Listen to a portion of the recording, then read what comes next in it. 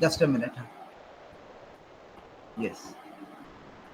Namaskar and good evening to all of you. I welcome all of you to this Sunday webinar of Philosophy Family.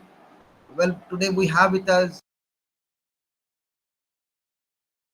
uh, he delivered a very good lecture on understanding films, understanding the philosophy of film with reference to Satyajit Roy, and we had a very useful discussion last Sunday. And this Sunday, he has come up with another new title. It is Revisiting Moral Compass of Human Agency.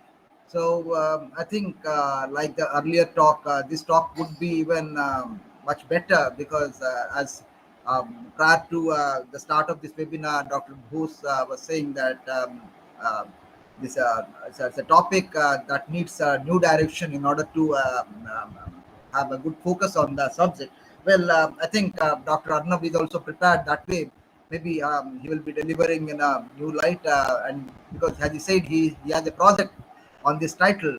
So maybe good things, new things might be coming from this. I don't. I think it's not necessary for introducing more on Dr. Arnab Mukhopadhyay. Well, he was introduced in the family last time by Dr. Maharana, detailedly, and I think one thing I should say, he's from Presidency University, Kolkata, and last time it was it was an highly appreciable talk that he had, and we enjoyed, and the discussion was also much appreciable, and the responses that he gave are really praiseworthy. So with these words, I welcome Dr. Arnab and to deliver his talk, and also I welcome Dr. Ghosh, Dr. Vishnu Chaudhary sir, Dr. Santosh sir, well, all others, Dr. Pramod Das sir, our admin, and all participants to this webinar. And I request all of you to be there till the last and participate in the discussion so that we can have a lively webinar, and we can accumulate many things from the talk and also the discussion that will follow. So with these words, I thank one and all for joining this, and let us all move to Dr. Arnab for the talk. Welcome, sir, please. Good evening. Welcome, sir, please. Thank you very much. He will Thank be you, delivering everyone. on revisiting moral compass My of human agency. Yes, Dr. Arnab, please. thank you very much, and my humble regards to each and everyone present.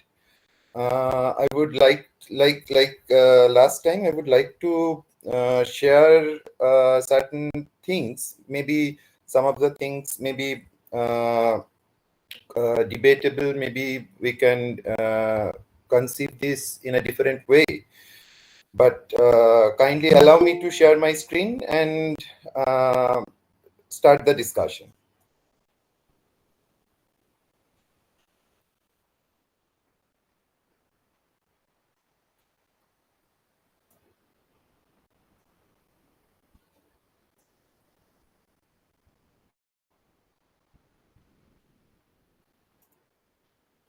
Is the screen visible?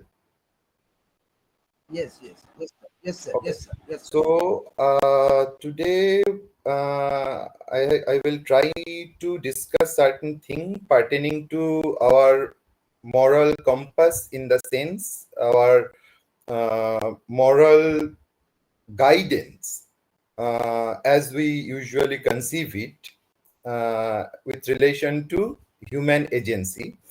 And in this discussion, I will basically concentrate on one of our ongoing project, which we have been practicing both theoretically and practically.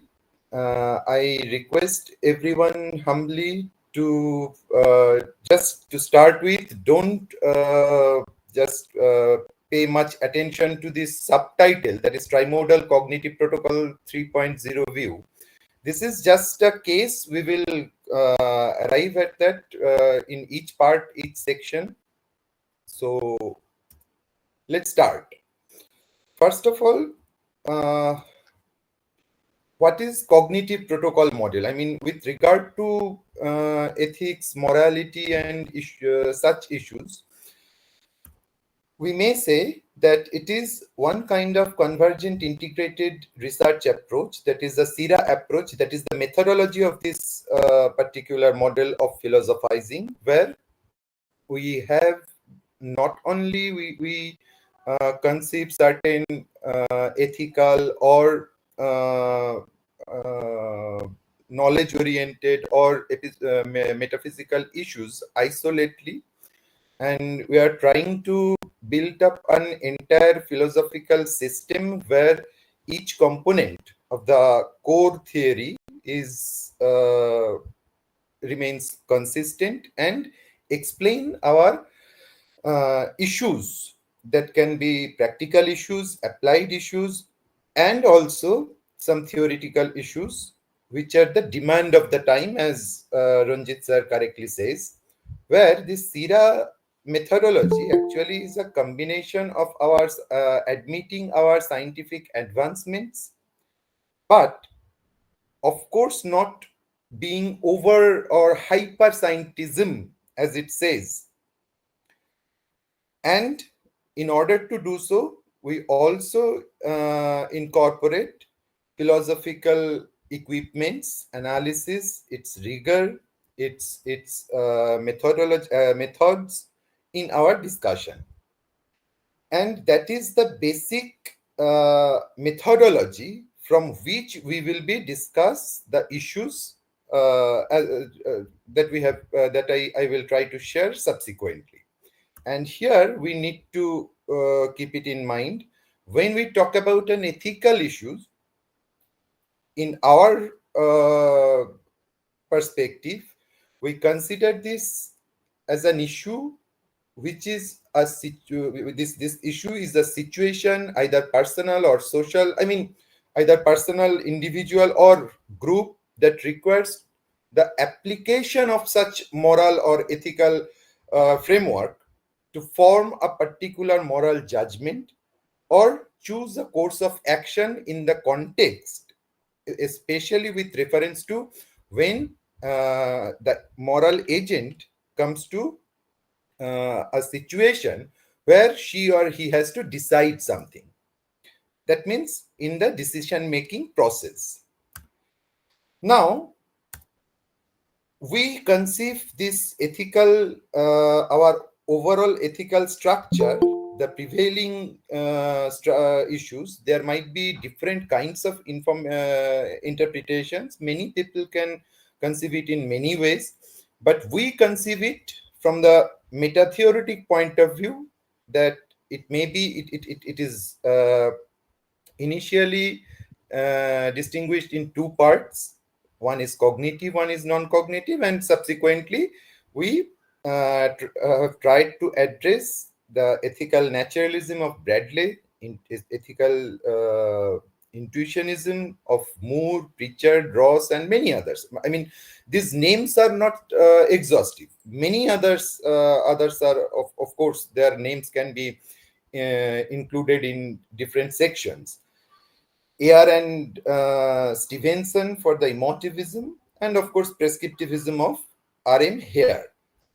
And another thing is that when we talk about meta-ethical and meta-theory and object theory, here by the object normative ethics, we mean theories about what is right and what is good, as opposed to what is not right, what is not good also, which can use in practical cases.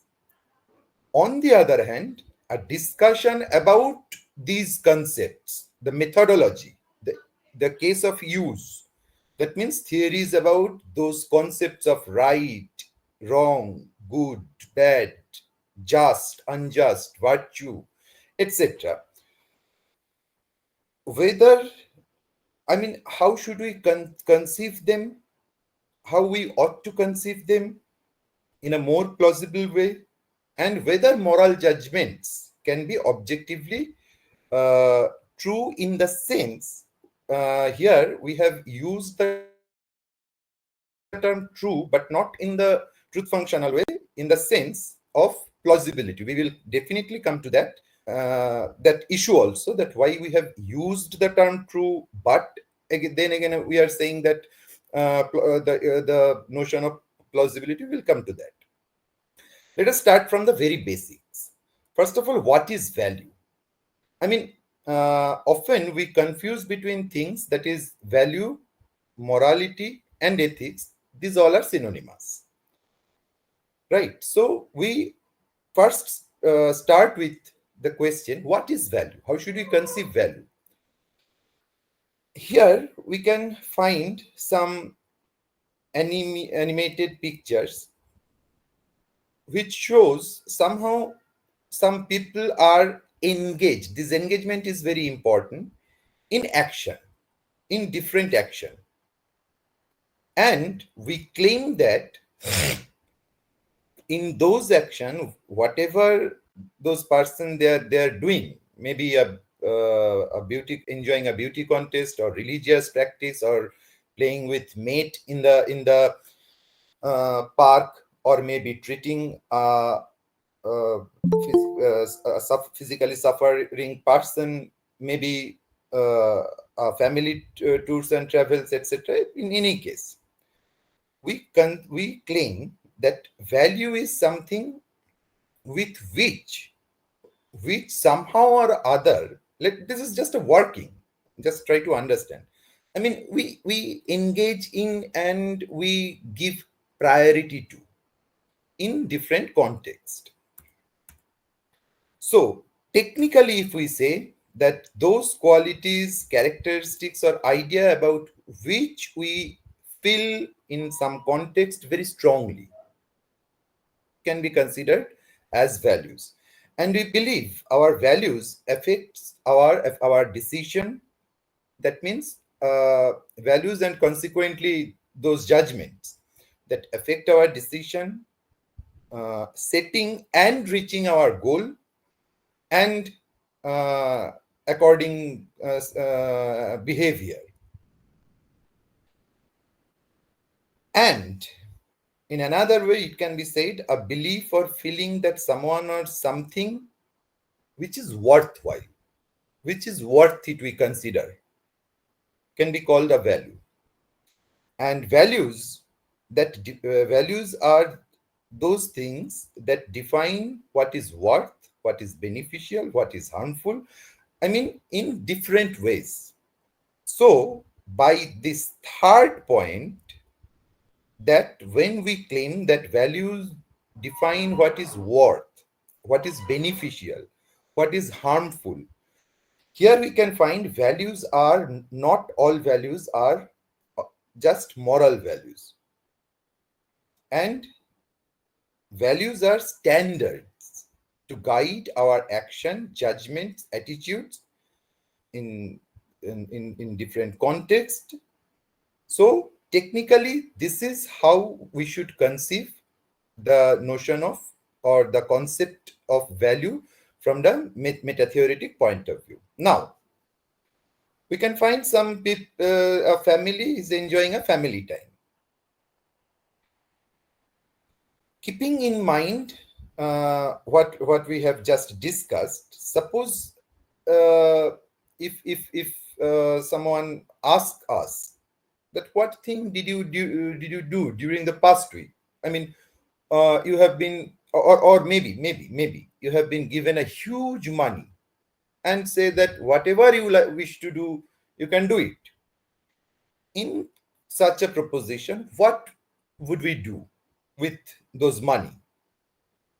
Now comes, some may feel that we can donate it for the poor. Some may feel that we can just enjoy with friends and attend some parties, arrange a party. Some people may think that we are in a, as we all understand, this is a very very tough time, not only in India or Bengal, globally we are having. So let us try to reconstruct the ecosystem in a different way. Or maybe some people say that I might buy certain gems and jewelries, maybe some books. From this, we primarily can say that where you spend the money with regard to this question only. This is just an example. Wherever I spend that money on has everything to do with what actually I value and what I choose to do with my own uh, time. Also has everything to do with what we value. So roughly, before going to technicalities, let us understand the issue of the question of what is value in this way. Now, let us come to value centric, not only morally, in general. Let us come to the three basic value subscriber endorsers. We call some people hypocritic when one subscribe to one set of values and does exactly a different thing, right? We call them the hypocrite. Next is we call them immature when one has not identified his value system, his values. I mean, he has his values unclear, maybe drifters, flighty, maybe he's not certain of and apathetic to. That is the basic nature of not understanding the concept of value, his from his own perspective, first person perspective, as well as for others uh, properly, and we call them immature. And third point is maturity, when one has clearly identified his values. I mean, this in this context, by employing this expression that one has clearly identified his values does not mean those values are, I mean, some holy book. That can be debated, that can be different to different person, but for one particular agent, for one particular person, there has to be some clarity, some clear value, realizing the purpose, meaning, and with direction of that value. So these are the basic three components we usually identify. Now talk about the direction and dimension. As we have already stated that values give us some direction, and with its different dimensions, it gives some directions to achieve some goals. It affects our behaviors, the marker of our behavior. What we actually mean is that value gives direction and consistency to behavior. Values help a person, an agent, to know what to and not to make time for, and it establishes a relationship between a person with his phenomenal world. Now here, this world, the term world, solely dependent on that particular agent. I mean, how exactly he or she choose it to broaden. And this is in saying so, values can be considered as a set, the direction for one's life. And we have some interpretations in relationship in relation to our understanding. I mean, those understanding, however, I have stated non-technically. There is a clear practical and theoretical corroboration as well, as we can find it. One is the first one is our basic thing, our basic idea, uh, which we have stated with its different dimension. We have pointed out. And second is very known to everyone. This is by uh, one of the very important philosopher of our time, Duncan Pritchard and Patricia Greenspan, the way they actually uh, state, or they actually explain their thesis. Now, here we can find two things: codes of behavior and behavior itself. We we will definitely come to that, and that is the basic reason. To start with, we may need to note that for which we subscribe to this cognitive protocol model over and above, I mean, without keeping aside the basic general classical uh, system, theories, moral theories, ethical theories, and all. Now, what are the sources of these values? How do we actually form these values and value system? There are plenty of ways.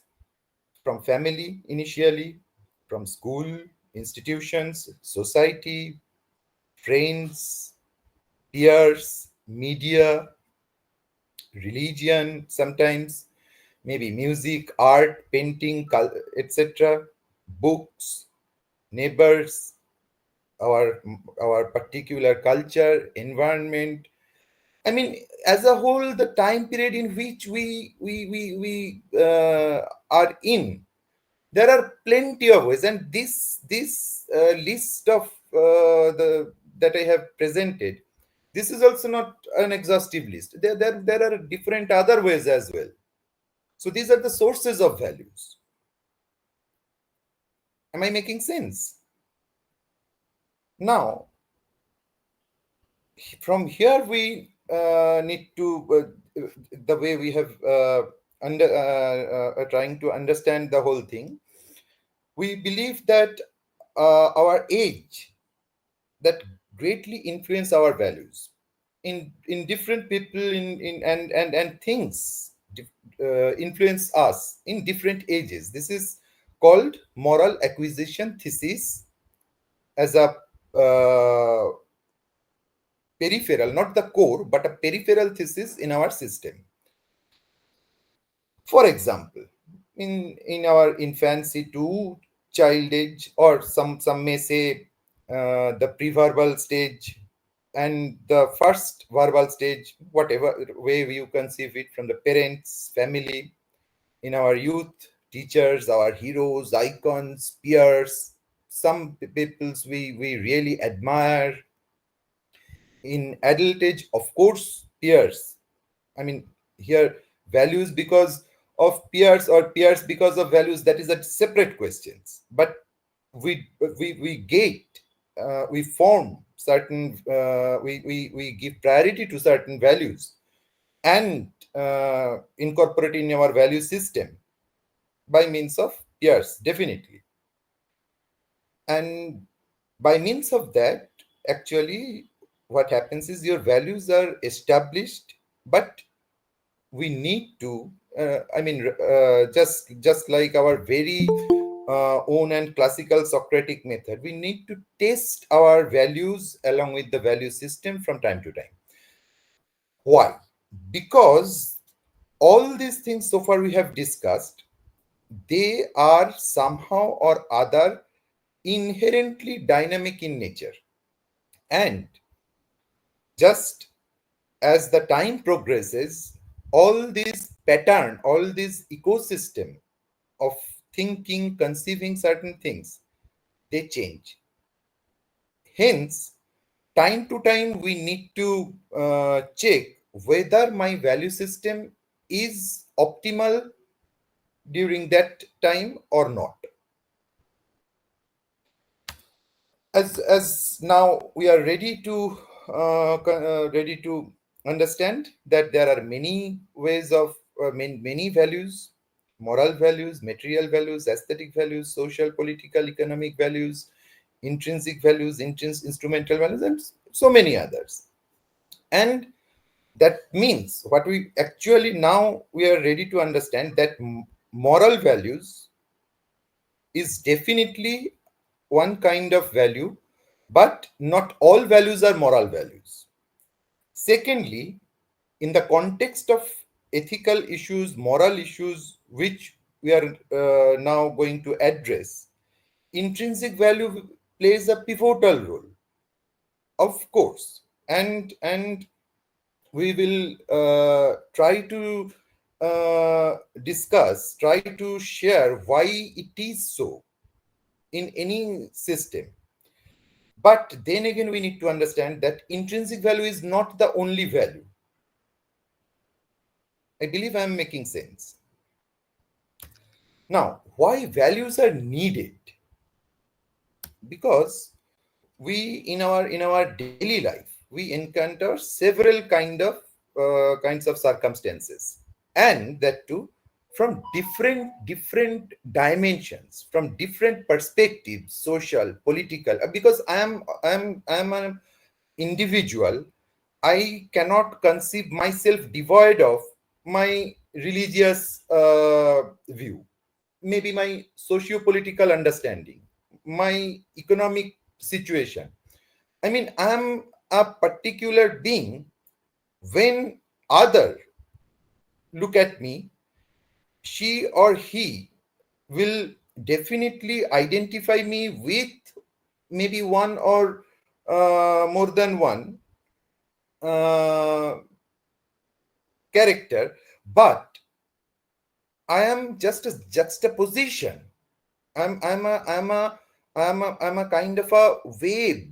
I live in a Heideggerian sense. We live in a kind of wave of different kinds of from different perspective. We may differ from person to person in forming a judgment, and that actually tests our character for that person in that context. So what actually guides us in these different circumstances? They are our values. Our values here serve as the marker, that the marker in the sense to tell if life has heading in the right direction. Here right means correct direction, compatible direction, plausible direction. Well, you may conceive in any way. This is one of our core thesis in our cognitive protocol model when we started with. And by employing this term, that cognitive protocol model, when we started with, that does not mean that that particular part is somehow, when we have developed it in a wider scale, we have just disposed it off. No, that's why we call it the one of the core thesis of our model, and we call it so far that whatever we have structured as cognitive protocol model 1.0. And we need values in our lives to guide us in the right path, learn the importance of certainty, goodness, beauty, which often we use in deciding certain things to do and not to do, to go for and not to go for. So thus it gives a direction to the to life, and to bring joy, happiness in whichever way we in different for different person they wish to understand it, and learn satisfaction towards life. Now, what is this satisfaction towards life? I mean, there are two basic ways of uh, the life of a moral agent. I mean, either we can lead a life mechanistically, or we can live a life like a proper human being. So here again we distinguish our, as we have found in our philosophy of film model, we this is a particular thing we always maintain in our overall holistic approach towards philosophical our philosophical framework landscape, that is leading a life and living a life, attain peace, tranquility in life, developing a character, the very character that we have talked about just few minutes ago, uh, which is under test in different circumstances, in different times. And we perceive our culture, heritage, the way we perceive it. And it brings changes in behavior towards positive thoughts in different times in the course of actions from different dimensions, and promote peace, harmony. We try to promote peace, harmony in the society, if not for overall, at least for the agent himself or herself. Now, value system, another core thesis of our version. Now, this is completely unchanged in our initial and the developed version. This is what we call the advocacy thesis, where we identify the value system is a set of consistent values used for the purpose of ethical or ideological integrity. Here, integrity is very important because in the context of living a life, we always maintain that living a life without dignity is not possible. And in our corollaries, we claim that a value system in its own right is internally consistent when its values do not contradict each other. I mean, there is no contradictory values in our core thesis, and its exceptions are, or at least could be, in the general enough to be used in all situations, and consistently it can be applied. Whereas just the opposite of this, a value system by itself we will call internally inconsistent when its values contradict each other in the core thesis. Its exceptions are highly situational, and in application is also inconsistent. However, that does not mean in the context of behavioral space, when we act on something, if the action of two agents, even if they subscribe to our model, conceive it, apparently if we seem if we see that they are coming up with a different conclusion from one particular issue, that does not mean that there is any contradiction in the system, because at the same time we need to maintain the different dimensions as well. Like one particular issue I have just here, for example, we have tried to explain in the context of abortion. Suppose Alice has liberal intuitions, Bob is very conservative. Alice is liberal, Bob is conservative. And in the context of abortion, the moral difference is such that for Alice, it is tolerable, legal, but rare.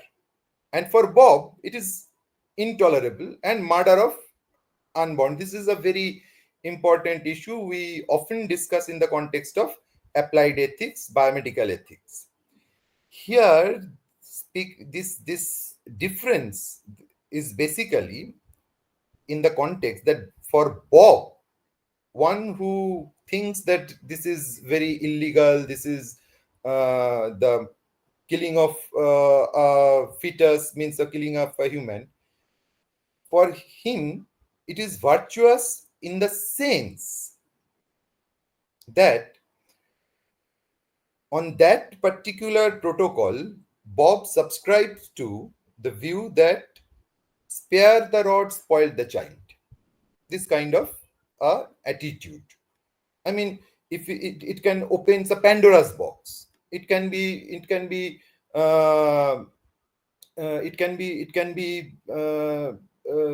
seen. Or maybe he is giving priority to one particular kind of protocol within the thesis.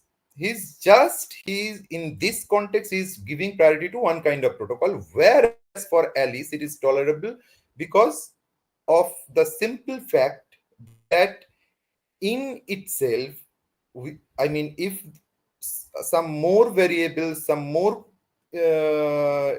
contextual issues are not mentioned, in that case, there are at least has to be some provision. There has to be some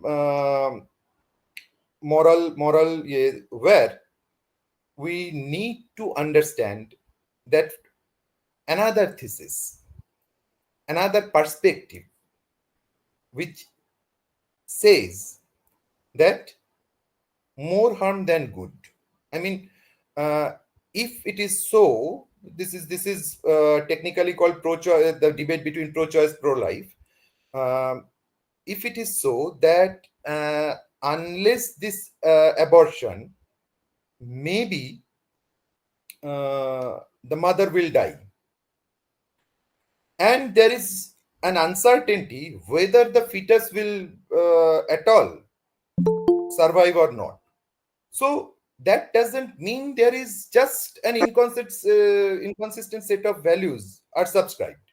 This is just the different perspectives on the basis of different dimensions which was prioritized. This is another issue we need to keep it in mind. Now, what is this trimodal cognitive protocol?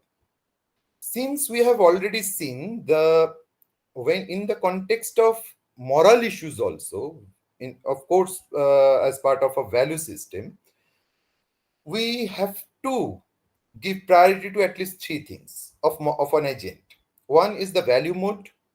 Second, since behavior also is in pursuance, so the psychological mode.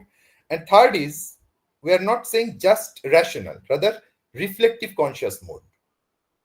And by employing the term reflective conscious mode, definitely somehow or other, if we subscribe to, again in our words, consistent in our value system, we have to give an explanation of how we conceive this consciousness as well, and which we will definitely give. So this is a primary chart by means of which we uh, explain this contextual priority, this plausibility, and other issues, and taking the so-called right or wrong decision of abiding by norms and by a character. We generally believe that in order to be a man, I mean, without being gender biased, this is by employing the term man, I wanted to mean general human being. This is just a linguistic way we are familiar with. In order to be a human being with a character, I mean, not just in Heideggerian or Sartrean sense, what we call a mere sein or a dustman, right? In order to be a proper design with a special zosign or character, we have to have some moral values. Now, this is a claim uh, we are making one step stronger, because on the other hand, if we claim so, we on the other hand, which we have to accept implicitly, is that if we stand for nothing, you might fall for anything. And in fact, this is pointed out by many philosophers from the classical era up until today, the theoretical ethicist and the applied ethicist, which is called the monkey problem. So, in this context, if someone asks these questions, suppose, let us forget, we know that this is a pyroism, this is Mackey's view, this is Ayer's view, this is Nietzsche's view. Let us forget that for the time being. But we need to think whether this is important or not, and how we should address this. If someone says that I from the very beginning, I doubt that moral knowledge is even possible. There exists anything such as moral knowledge. Or maybe if someone says in a better way that no one ever knows that any substantive moral belief is at all true or not. And this is so because they cannot be justified in holding any such beliefs. In the context of moral dumbfounding, we often encounter this issue. Next is that if someone says that I deny that there is always enough reason for moral action, I mean, maybe sometimes I call it moral, some actions maybe we call immoral, but not from the on the basis of just any rational pattern following from this and or these premises to that. Maybe this is intuitive, emotive, even in fact I we would call it from his perspective emotive, or a very robust radical claim. If someone says that I deny that there is ever adequate reason for any moral action, yes, that would be a trouble for anyone subscribed to any moral theory, no matter only us, for anyone, and that to justify his or her position. This is what we call different versions of moral skepticism. But we, apart from those criticisms that we can find in different books, different counter theses, different arguments, we subscribe to two basic ways. First, we have two responses. One, since we always give priority to living a life, we can always say that skepticism of any sort, any type of skepticism, that does not eliminate the question, how should I live my life? So the moment I use the very expression with its connotation, should, how should I live my life, in order to maintain that distinction that leading a life and living a life, and living a life is prioritizing some values, and especially the moral values. So this is something which is still an important point, even if they come up with any kind of skepticism. And second, we come up with this argument. We can take recourse to any other concept as well, that of many different things, when we say they're good, and we usually do that, it is good. Yeah, that's right. Yes, that's not yes, you have stated rightly, that's not good, that's not correct, that's not moral, anything. So in many different things, when we employ this notion of good, what does that mean? What enables us to say that something is good if we can't identify what is good, or at least I have purposefully not written it here because that would then the argument would look like a more lengthy, that if we don't identify what is not good, hence we can say that since we can identify good, there must be in different protocol that maybe the definition of good can be different, but there is something which is good in itself.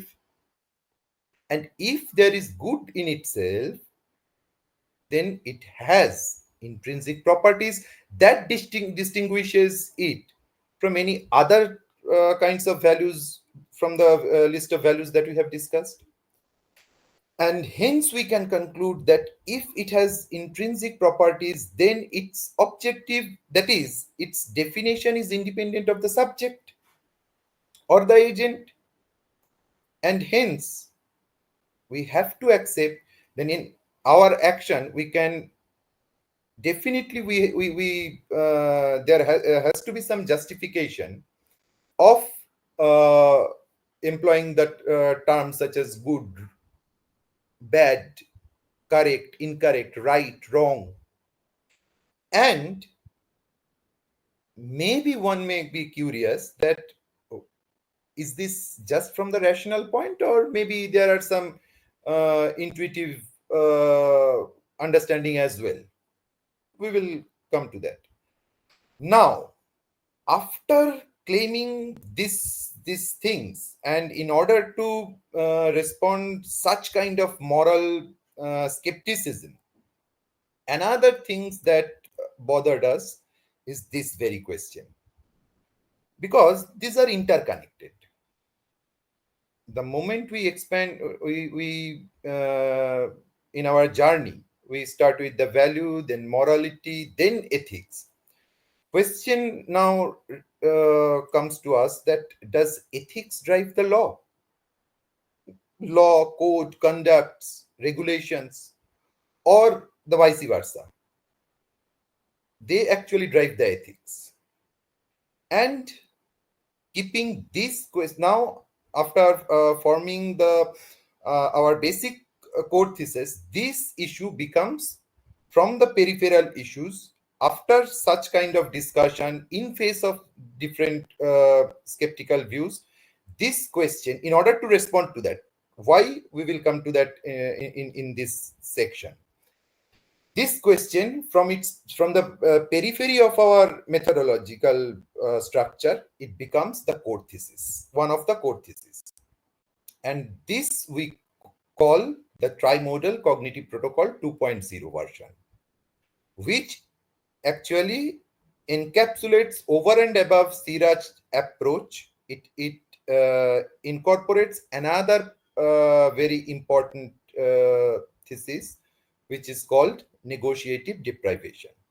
Initially, we have talked about the advocacy thesis, and there we were very much in line with, I mean, there may be some different views, but we were very much in line with the deontological theories, D theory, or maybe different kinds of consequential theories. There were no as such problem, or the virtue ethics. But now, the moment we incorporate this negotiative deprivation, there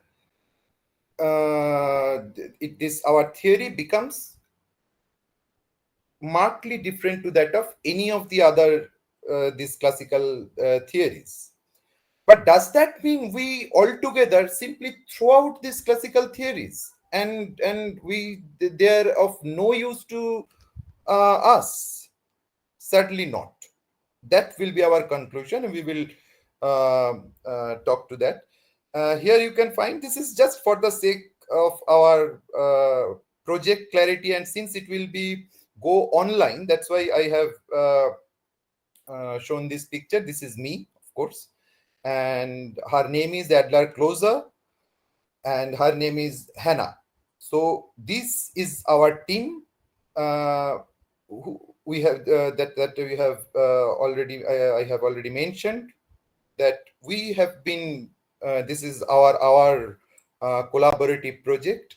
And this particular questions, when we talk about that, this issue becomes one of the core issue, that was actually I am presenting in this way, but in our research, certainly whatever way we are trying to answer, I mean, I will try to share that actually comes to us. We had to find that way early, and that was completely Adler Closers, that means this lady's brainchild, where we were just we played the role of collecting data and data interpretation, but this particular structure was completely her brainchild. What is negotiative deprivation? Negotiative deprivation in the context of moral values, we this is closely akin to, but not identical to. I reiterate, this is based on, closely akin to, but not identical to Aristotle's middle path thesis, which refers to a concept that emphasizes the importance of finding a balancing or moderate approach between two extremes. Sorry. But it acknowledged this negotiative deprivation thesis that individuals may experience a sense of deprivation or dissatisfaction when pursuing moral values or virtues within extremes or excessive boundaries in the context of taking a decision, and to maintain overall a win-win situation in that context, and maintain an ethical or moral stand which is, if not the best for both, but at least plausible as well as optimal. So this is our another important step.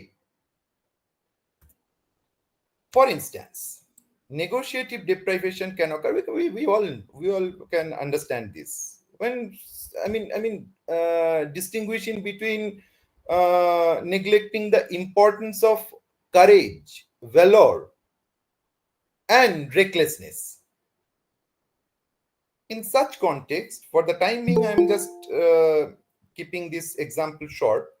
There we can find, there we use this situation and we try to convince skeptics that this is an instant, this is a particular kind of thesis, this is a particular kind of stand we have to consistently and plausibly we have to take in the context of taking a decision, and we can justify it.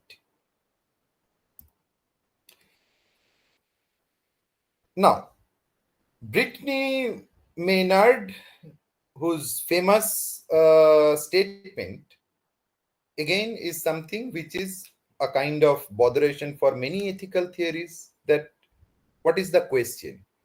Is it so that I believe this choice is ethical, and what makes it ethical is that it is a choice? I mean, are we in subscribing to such a kind of view, stand? No. The answer is simply no. Ultimately, what we believe is that the concept of negotiative deprivation highlights the significance of the moderation and balance in pursuing moral values, as have Aristotle tried to pursue through his middle path thesis. Just in order to in order to avoid the extremes and adopting a measured approach. This measured approach may again gives rise to some ethical dispute. We definitely have taken some note on that, and also we have been, since it's an ongoing project, we have been also taking this into account. So there is no point of bypassing. But the point is, what is important is that an individual agent can avoid the adverse effects, which in any classical theorist would say, or any ethicist would say, an adverse effects is which certainly is not quote unquote good for any theorist, any ethicist, that brought about by indulgence or deficiency in a particular virtue, and instead cultivate a life of ethical integrity and a kind of fulfillment. That's why it is important.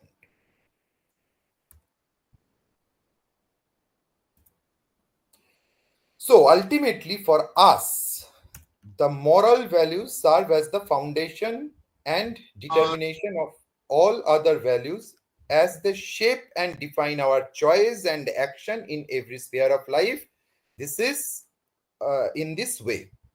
But then again, this step also we need to justify at least in face of the skeptics of different types. So we have the issue of accepting morality as one of the most fundamental core, and also the intrinsic value by means of which uh, we have tried to tried to explain morality in that privileged way.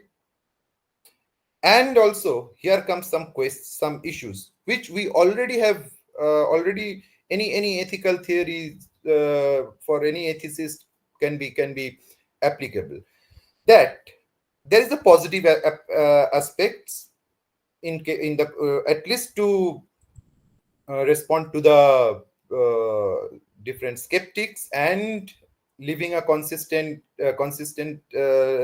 set of belief and living a life properly, that reinforce rules and codes. That is the positive aspect. But the negative aspect, one may again question the rules and codes, that means justification of such rules and codes. And adding insult to injury, the way our civilization is progressing, at least so far up until this day, and in different contexts, last day Shantosda has raised a very important point as well in this regard. With the diabolical form, the invention of AI, which is called the Zine Design Mess, is also a botheration for us. Now, from that point, we adapt the third portion, that is Trimodal Cognitive Protocol 3.0, which we call, uh, I mean, following my collaborators, we have just given this name, Ethik in der Sein, that is being in nature ethics. This particular structure is an ethics whose core is the basic or the most fundamental core issue is it has to be a being in nature ethics.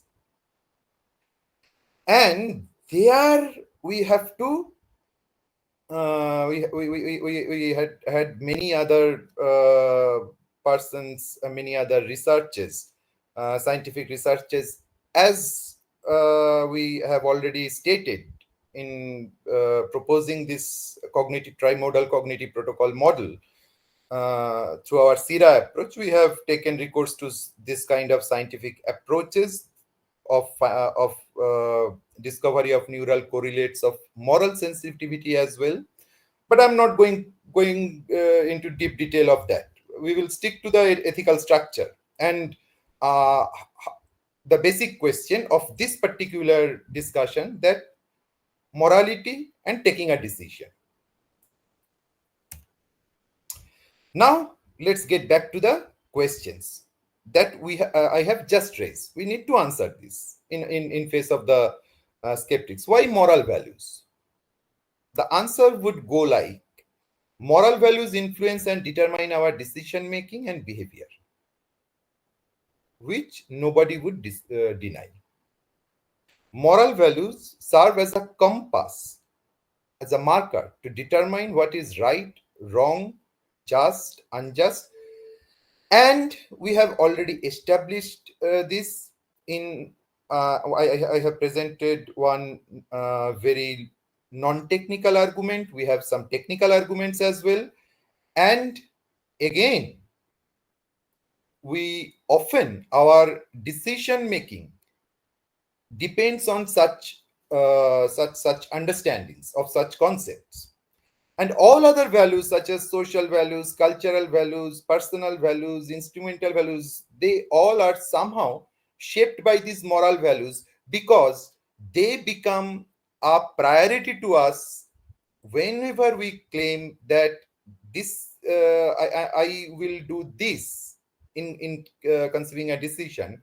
and I give priority to certain things, definitely I at least admit its intrinsic value, and somehow maybe there may be in surface there may be some instrumental values and other values as well, but ultimately in the context of mine, from the first person perspective, and others, better way, uh, achieving good, to be unjust, we entertain certain values, such values. So in that sense, moral values, they basically give shape to all other values in which we deal in with in our regular life. And the determination of values in various aspects of life, be it politics, economics, relationship, whatever, we realize heavily now we are making our claim less strong, at least heavily, on moral values. That's why it matters to us while taking a decision. Why intrinsic values? Why we are continuously trying to define our values, moral values, in terms of intrinsic values? Because there is an argument: intrinsic value refers to the inherent worth of something, independent of the valuer, and making its most fundamental value. All other values, such as instrumental, extrinsic, they are derived from that intrinsic value. At the end of the day, maybe in surface we can find it instrumentally valuable for me, but it's instrumentally valuable for me is something, a view that actually implicitly states that it has some intrinsic values, which demonstrating its foundational nature. Without recognizing and accepting intrinsic value, we would not be able to attribute any value to any things, including ourselves and our experiences as well. And that intrinsic value provides a basis for moral and ethical consideration because it is tied to inherent worth of individuals, be it the agent himself, herself, or maybe the others, nature, any other living beings. And if you follow Leopold, in that case, every being. Accepting intrinsic value allows us for a deeper appreciation of beauty, integrity, and complexity of the world around us, as it was the case for let us consider two different contexts, as it was the case of Arne Naess in proposing his deep ecological ethic, as at the same time Simone de Beauvoir, and fostering a sense of wonder and interconnectedness, which is important. This interconnectedness of this world, this universe, no matter how we conceive it, if I conceive it, if I confine myself to my family, or maybe my mahalla, to my district, my state, my all these my view, maybe the whole world, in whichever way we conceive it, we will not be able to explain this interconnectedness, which is there, we will show, and which is there, everybody can understand.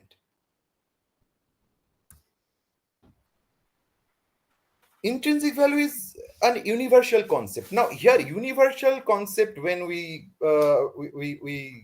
maintain, we employ, you may, if you wish to, conceive it as a general concept. If you have any reservation with the universal, however, we stick to that universal, the expression universal, and that it transcends different cultures, different societies, individual differences, and it basically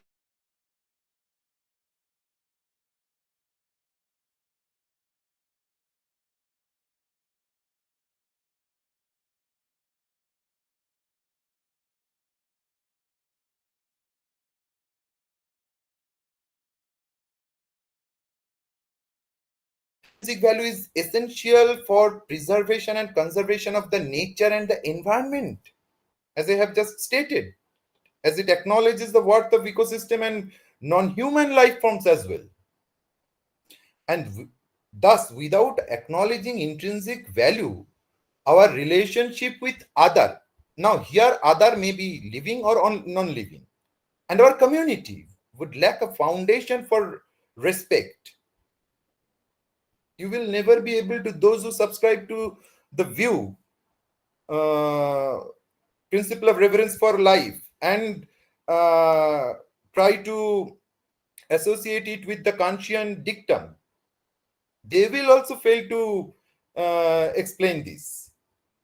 And ultimately, it allows us to recognize and cherish what is truly valuable in life. Which life?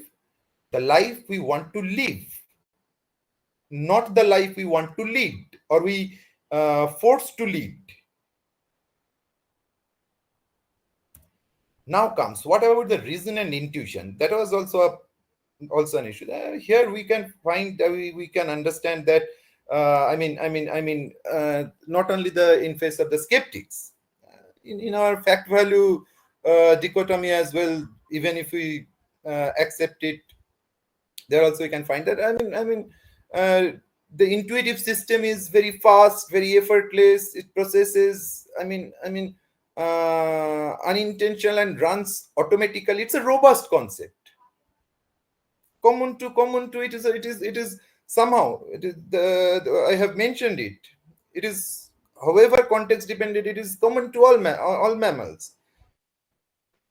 It's a robust, but then again, without the reasoning system, that means the moral reasoning system, it seems like just an elephant without any rider who will give direction, or at least ultimately who will recognize the direction which was or which was not supposed to adopt. The very arrival of this that point. And that's why it is often said by the many moral cognitivists, many theorists, those who are not skeptics, even some skeptics as well, that moral reasoning and intuition, moral intuition, this is a relationship of an elephant and its rider. Now, talk about reason, we need to understand four things. One is moral confusion, moral dilemma, moral ridicule, and moral dumbfounding. We often club them together, and we often misunderstand them as something same. Moral confusion occurs when an individual is unclear about what is morally right or wrong due to conflicting moral principles, maybe values. And moral dilemma is a situation, it has its very structure. The agent knows that there is a problem, and we have two different ways to address it. But what is the problem he faces is to which one she or he to choose, because in both cases they find some undesired results as consequences. Moral ridicule occur when an individual's moral principles or values are absurd, maybe hypocritical or contradictory, and often just leading to ridicule or criticism in the sense that ultimately it leads to nowhere. Undecisive, diophantine. And moral dumbfounding is, on the other hand, is an issue. It occurs when an individual is faced with a moral situation that is so very complex, with so very variables, so very considerations from different dimensions, or unprecedented in such a way that they are unsure of how to respond to or what moral principles to apply.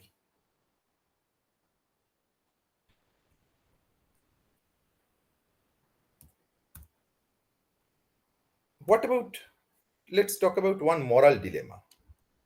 We all know this.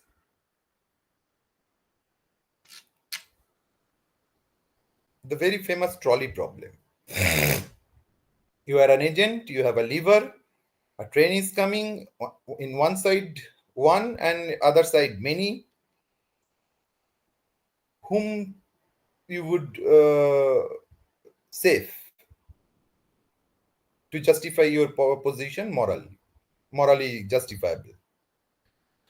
Obviously, I mean, in no matter which theory we subscribe to, in the moral context, the consequentialism, the deontology, each one they find it this problem as a serious problem, because in various ways we can change this 1 and 4 to different combination, and it will be a situation which is called one of the most unaddressable moral dilemma. And also some other issues, some existential moral dilemma. What should be the really real meaning of life? I mean, how to address this? Am I capable enough to reach to my goal, to meet the meaning, whatever way, if even if I am able to answer the first question, to reach there? And even if we can understand and address the second question, the question will remain, how should I reach there?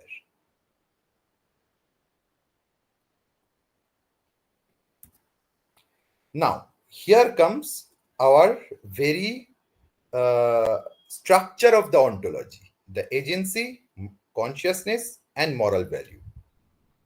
Here it goes.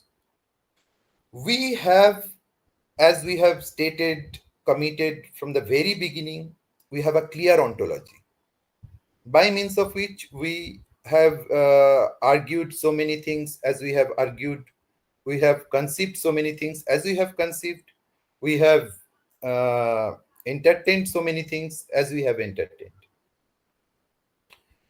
There is a hierarchy, there is a type theory in a way of consciousness.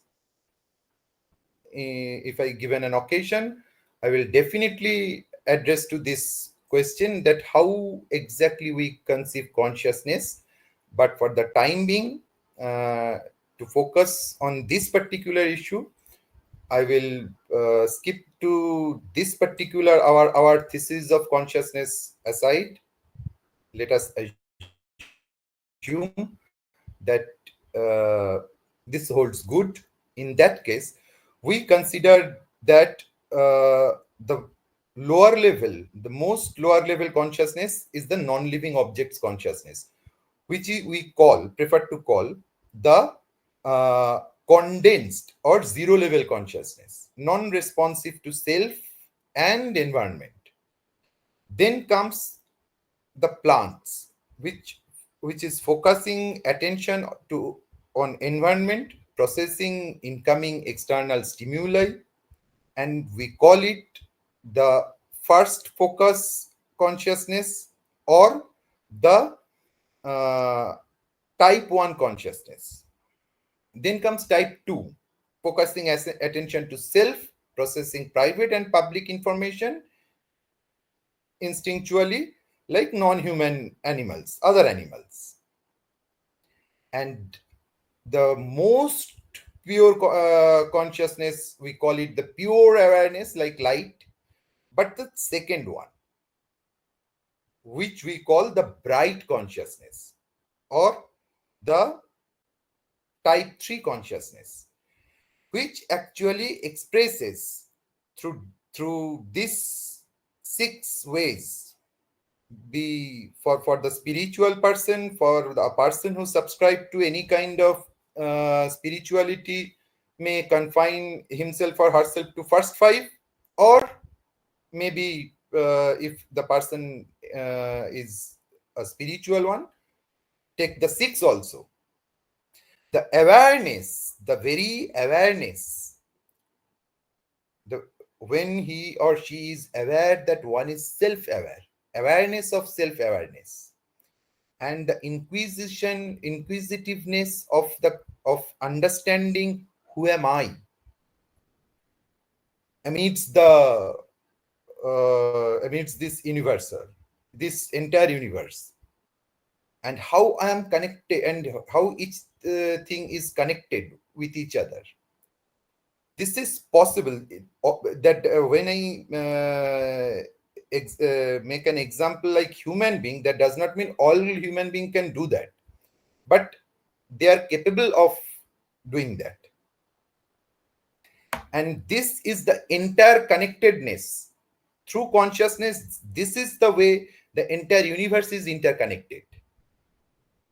And in this sense, if anyone is ready to sorry, ready to deny this interconnectedness, we are always happy to have a amicable debate with that person to stick to our view.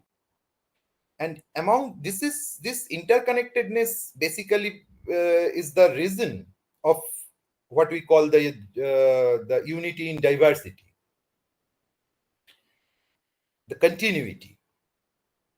And in this interconnectedness, in this way of looking the ultimate structure and furniture of the phenomenal reality, at least, even if one does not subscribe to any noumenal entity, at least in the phenomenal entity, then we are bound to accept, since everything is expressed away in terms of different degrees of consciousness, we are bound to accept, following Leopold, that everything has a intrinsic value, and hence everything in different context, different perspective, everything is every component, we have some moral obligation to each and every component of this universe. Yes, whether we can maintain it or not, which thing we give priority to, that is somehow different to that of the moral agent. But who are this moral agent? Only this part. Morality can be expected, can be explained, can be applicable to only this part.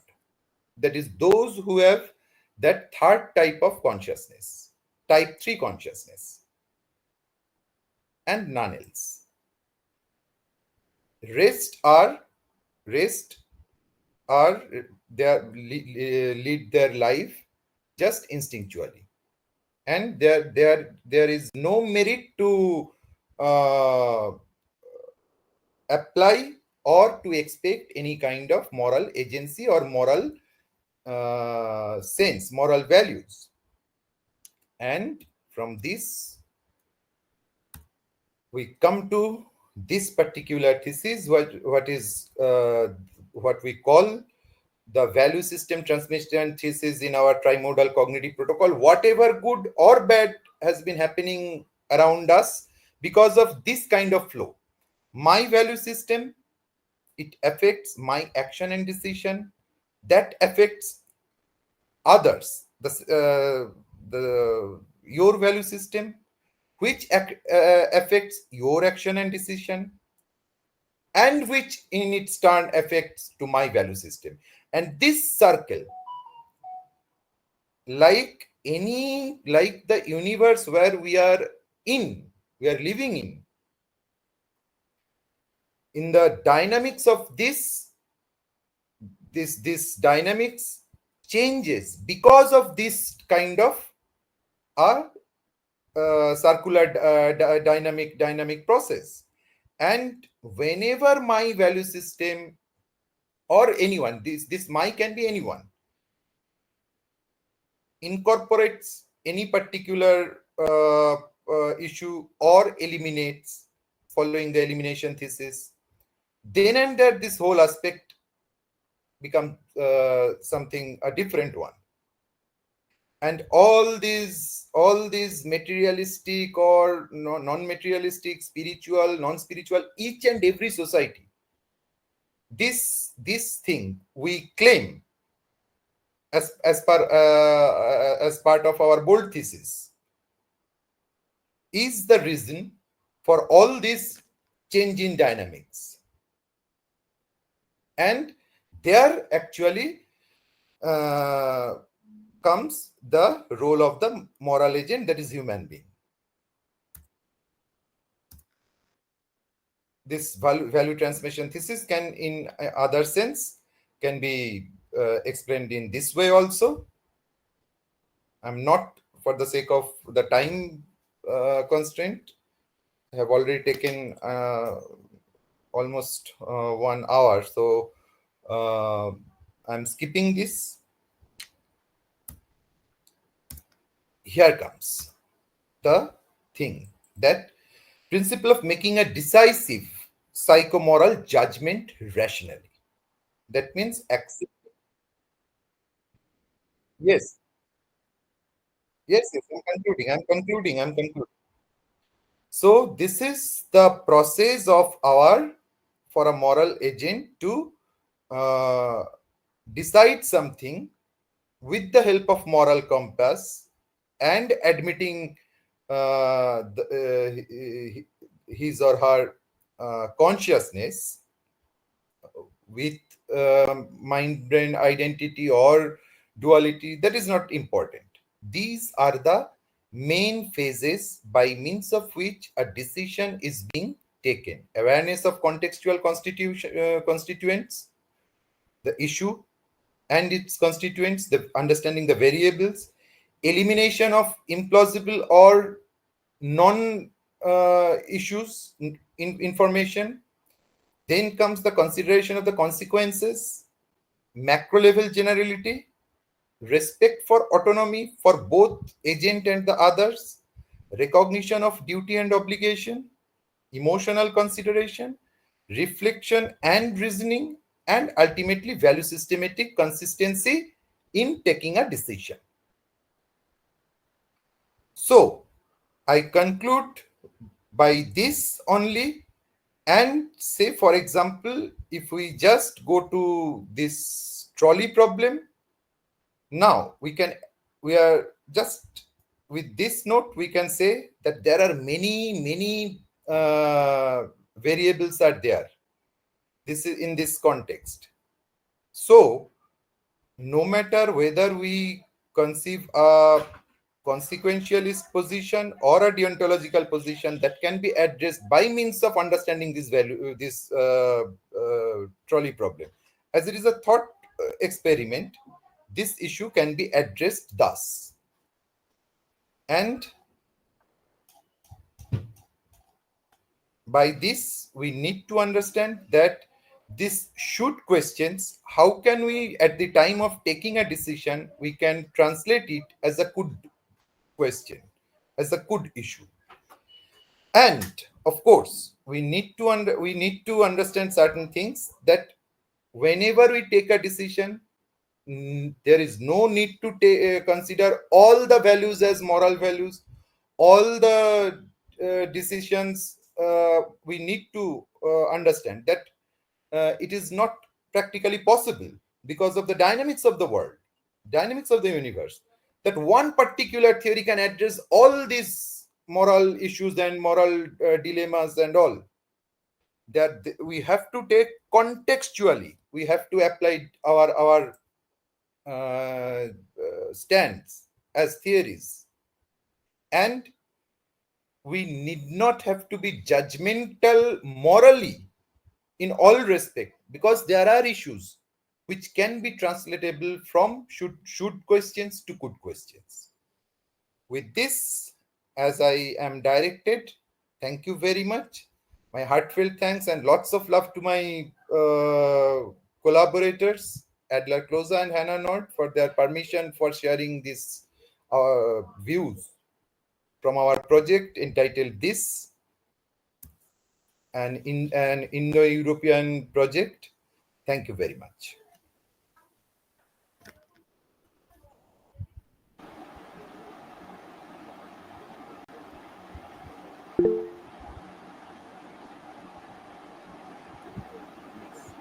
Thank you. Thank you so much, Dr. Arnab Mukhopadhyay. Well, it was a very beautiful presentation, very interesting. The way you tried to picturize the things, I thought it was only for the philosophy of films, but that sort of feature I could find here in this lecture also, showing the models and also the pictures that really carry weight on the audience, and you have beautifully presented.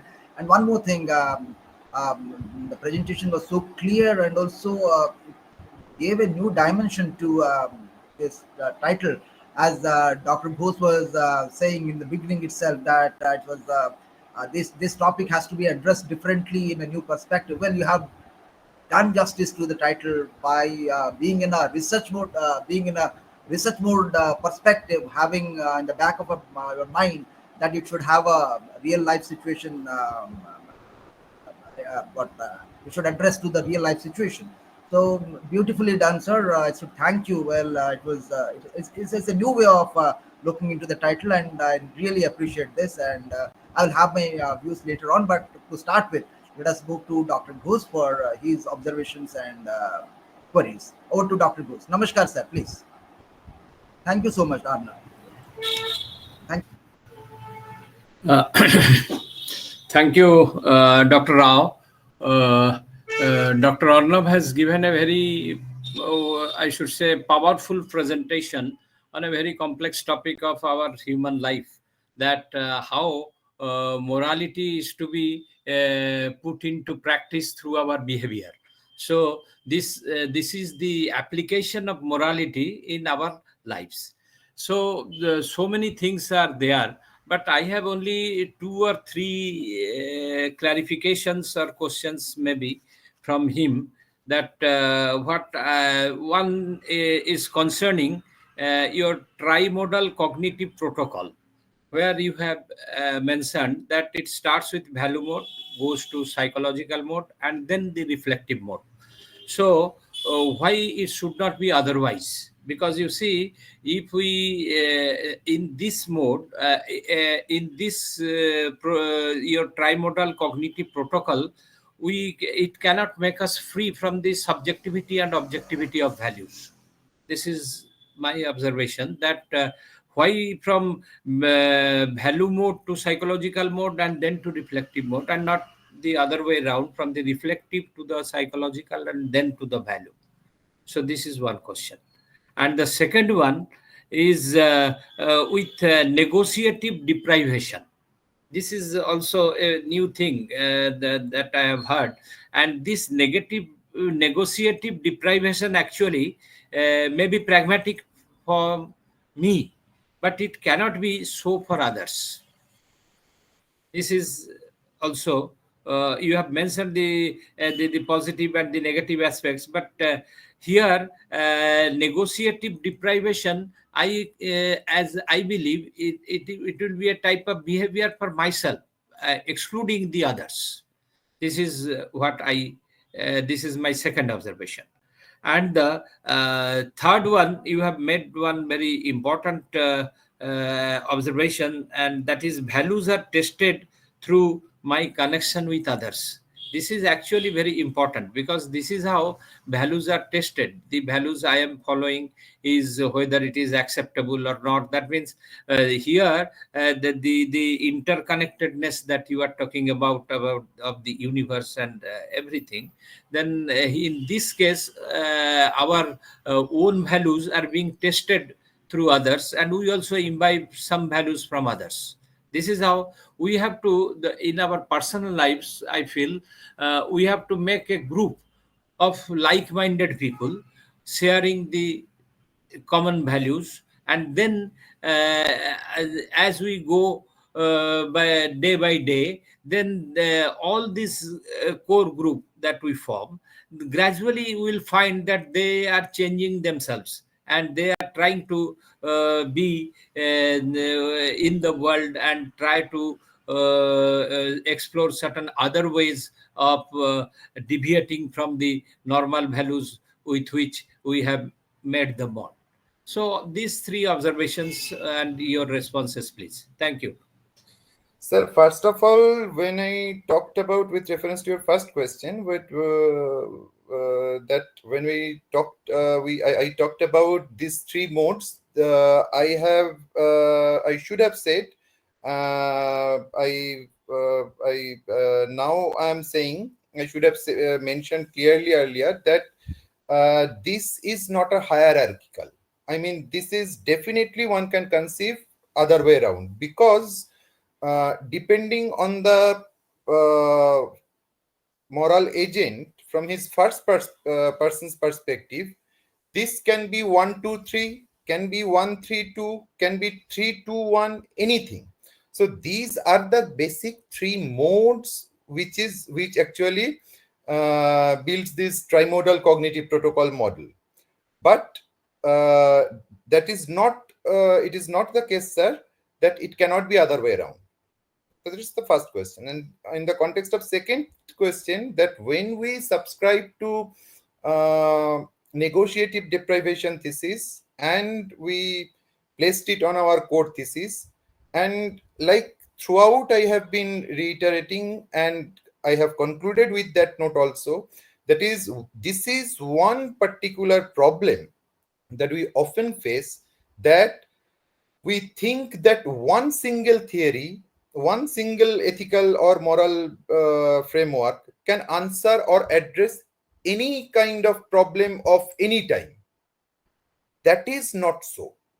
And by entertaining this negotiative deprivation thesis, we actually just keeping an option open to address different kinds of questions of different times schematically. So even if you wish to keep it within the thesis, I mean, if you are really, if you subscribe to this in your view, that is perfectly okay with us. If you don't subscribe it, if you or if you agnostic to it, that is also perfectly fine, as long as you are ready with the fact that it is not possible for a single theory to explain all these problems, and as long as you are ready to accept that there is no proper rational merit in explaining different theses universally in the Kantian sense. Rather, I mean, that does not mean I am eliminating Kant. I'm just saying there is no rational merit in accept in fancying that one particular theory will be so universal that it can be applicable to changing dynamics. That is all. And with regard to your third point, we are in substantial agreement. So I don't. Uh, I mean, with my utmost humility, I thank you for your observation for the third one, and for the first two, I think I have responded to you as far as I could do. Thank you, Dr. Arnab. But one thing, when you are bringing Nietzsche into the picture, the moral nihilism, then how Nietzsche will help us in making such theories? Because he was not ready for accepting any theory on morality. So we are just saying that this is the challenge for us to convince Nietzsche or the Nietzschean that this is the overall philosophy, which is this is just a part of it, and entire thing is presented schematically without fetching any kind of non-phenomenal or super phenomenal things. So if Nietzsche or Nietzschean, they want to ignore these issues, then it is their duty, their burden to reject all these arguments, all these derivations that I have presented. These are the small portion that I have presented here, but there is a whole lot of things technically they have to say. In that context, Nietzsche would have to say, uh, we are ready to accept that God is dead. Even if God is dead, our theory stands good. But now Nietzsche has to explain that if God is dead and there is an interconnectedness in the universe, how it is there.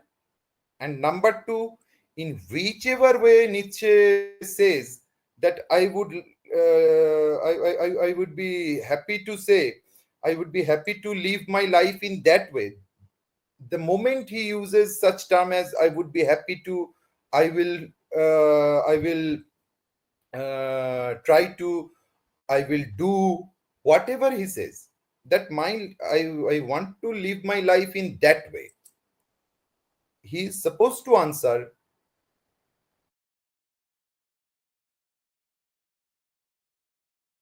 his burden, because problem even accepting that God is dead or that God is great, both the things. There is no problem in accepting in our framework. So we need. Am I making Thank you. sense, sir? Thanks. I'm convinced. Thank you. Thank you, Dr. Ghosh, and also thank Dr. Arnab for very nice responses. Well, anybody with some query or okay, let us wait for a minute. Well, in the meantime, well, the way I could understand, well, okay, you see the protocols, the cognitive protocols from 1.0 to 3.0. So is it that in the protocol 1.0, you take the values, in a say in a general sense, in a universal sense. So when you say a system of values that are consistent and okay, you see that theoretically or whether it's a practical exposition. Number one. Number two. It is both theoretical and this is a kind of philosophy that we subscribe to. This is at the same time, this is a theory and something which we can practice. And even if some Kantian would want to practice this, they can practice this. Only thing is that I have already stated to Ranjit sir, that one, we have to accept that not all judgments are moral judgments, number one. And second is, when we judge something morally in the context of moral judgment, we need to understand that one particular the moral issues of any time, I mean from the past to future, all these problems would be solved by means of one theory. And hence we have to admit the contextuality. I'm not talking about situationality, I'm talking about the contextuality. So that is the first thing. We don't have any problem. So is it then from 1.2 to 3.0, you see, I see a sort of transition where you move from This is the just since we are trying to build overall philosophical system, this is just the developmental phases where, and moreover, just because of the dimensions of and the multitude of the problems, and since ultimately in our philosophy we can that ontological, epistemological, ethical, all these problems, any issue can be from different dimensions, from different perspectives, and can be addressed in a different way to arrive at the same conclusion. And that is why this is always we definitely what is there in cognitive protocol 3.0. uh, it has all the components that was taken in 2.0. It has all the components that 2.0 has all the components that was taken conceived in the first version, but still we maintain this in different parts, because it may so happen for one kind of addressing moral dilemma, one kind of addressing one kind of moral dumbfounding, uh, our level 1.0 up until 1.0 is enough, or maybe up until 2.0 is enough. So that's why we have maintained this grade. But as a whole, if you wish to know, you can call it without any 1.0, 2.0, 3.0. You can just call it trimodal cognitive protocol model, where our basic ethical structure is being in nature ethics, or ethic in der Umweltsein, as we have just as we just state.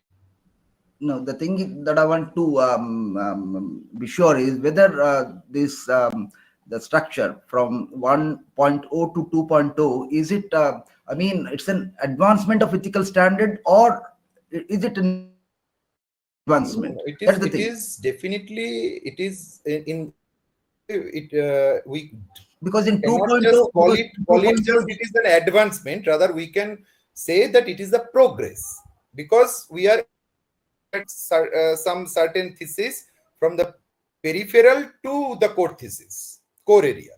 That is it, nothing else.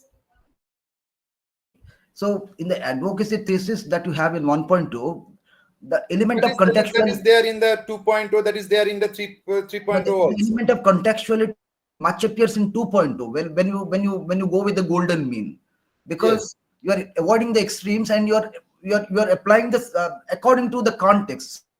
Contextuality, because the The element of contextuality, contextuality is there from the very beginning, from the but 1.0 it is version. more specific. It is more specific here because It was emphasized in the yes, 2.0. yes, okay, okay. Now what this And being in since nature, and enter this thing, it's theoretical in it both. It has its theoretical and practical merits. We are claiming, because in this era of when people say there is no job in philosophy. If you study philosophy, you will not get any job.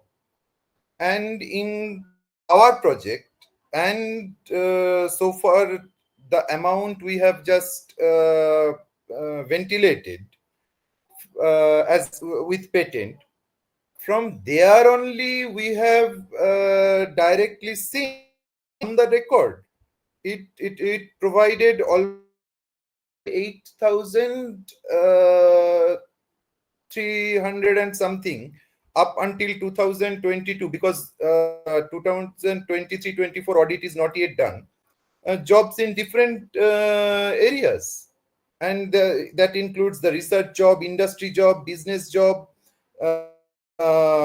institution teaching profession, each and everything. It has its practical merit as well as its theoretical merit.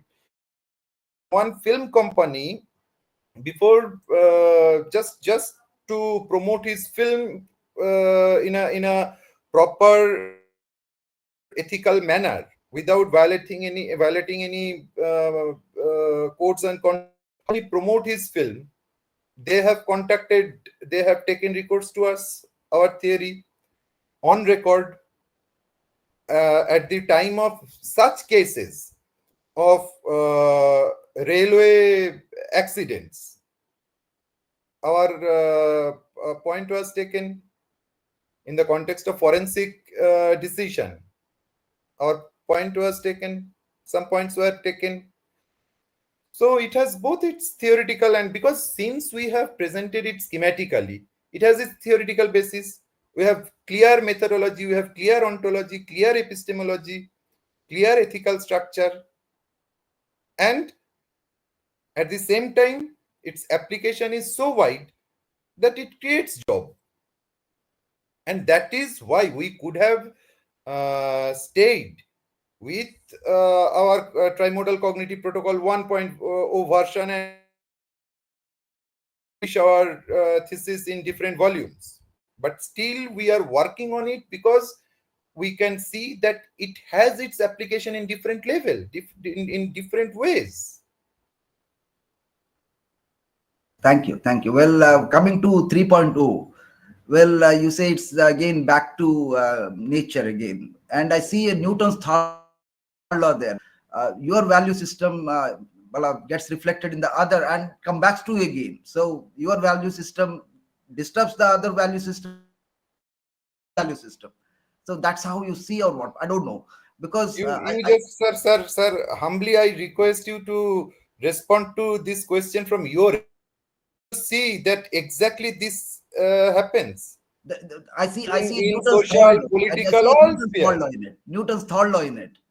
All, nobody says that Newton's third law is not acceptable. Only Yes. thing is that in the quantum era, we can explain many things from our quantum framework.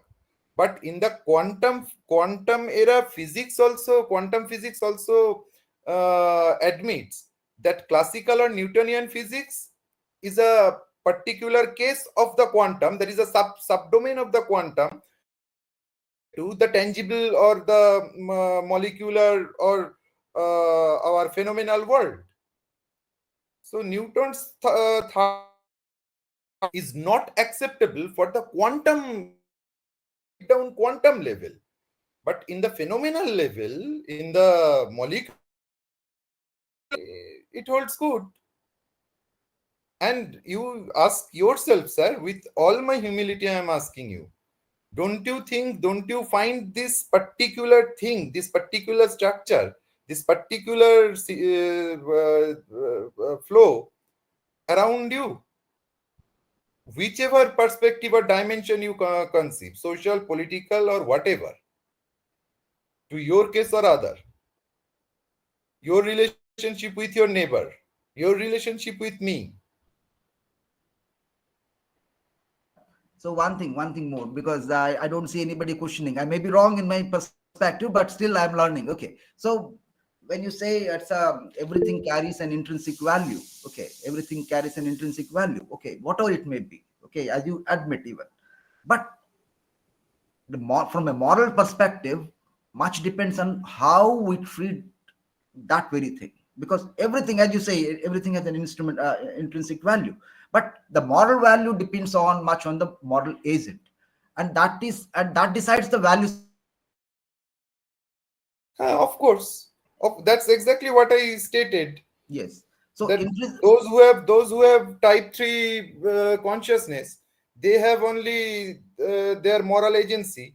But the point is, while taking a decision, if he fails to understand or realize certain things, then decision may go wrong.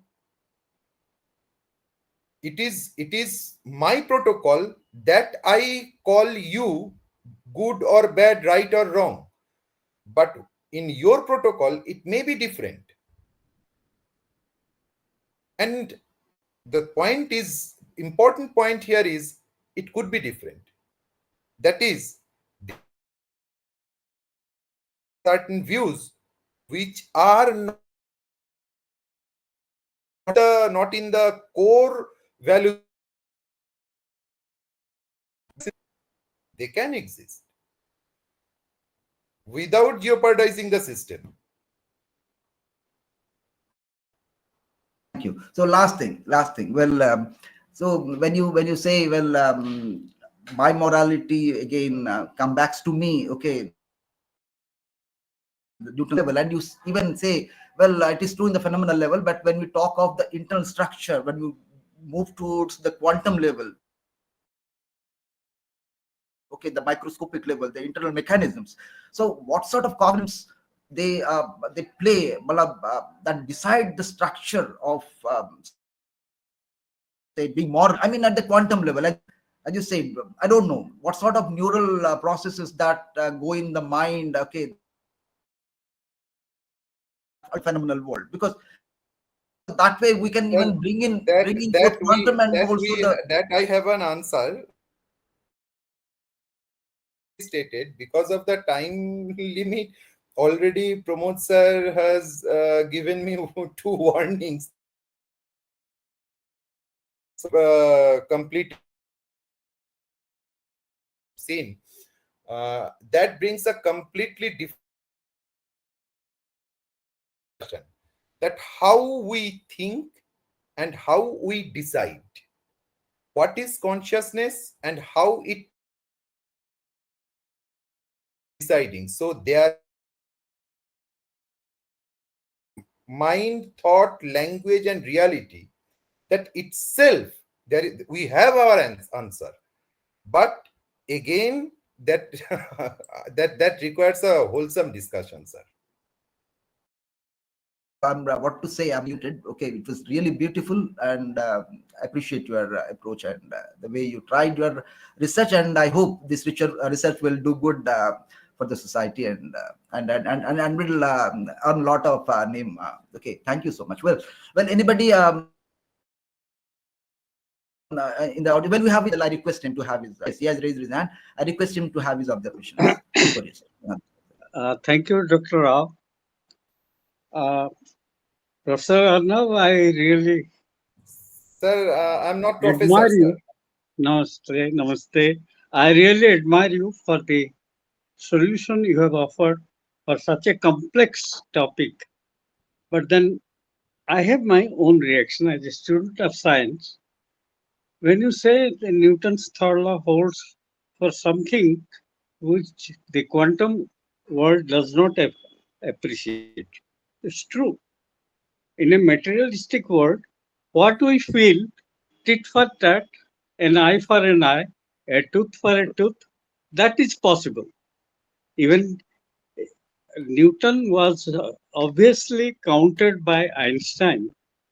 Later on, of course, when Einstein enjoyed the idea of quantum mechanics, he simply said quantum mechanics is applicable at the subatomic level where Exactly. the ground reality is possible.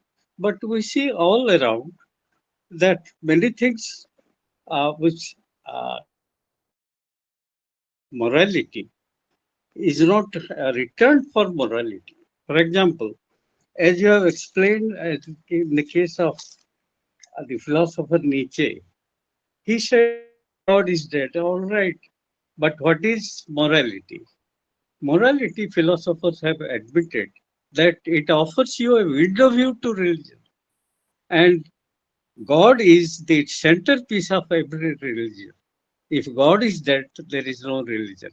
And without religion, No, no, no, no, no. how Even if God is dead, why, sir?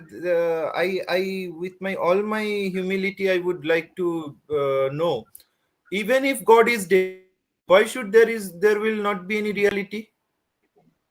see, here the question comes about our morality. Morality is a man-made concept Of having course. limitations, because it is ultimately man's adaptability to the circumstances. And circumstances change. For example, when you say That's exactly about the, what I said, sir.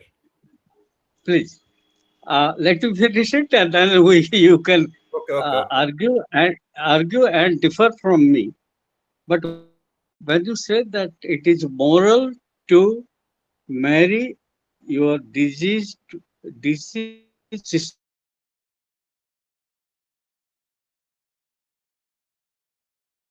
two women from one family, and they can have compatibility because the elder one is dead. But what to think of a woman marrying two husbands from the same house? Because in the case of jihad, in the converting one religion to another, it was moral.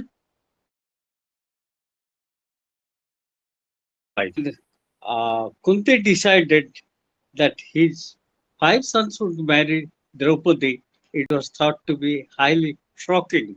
And in our language, it was immoral. Well, because situations change, morality also changes. If God is not there, you can be moral man.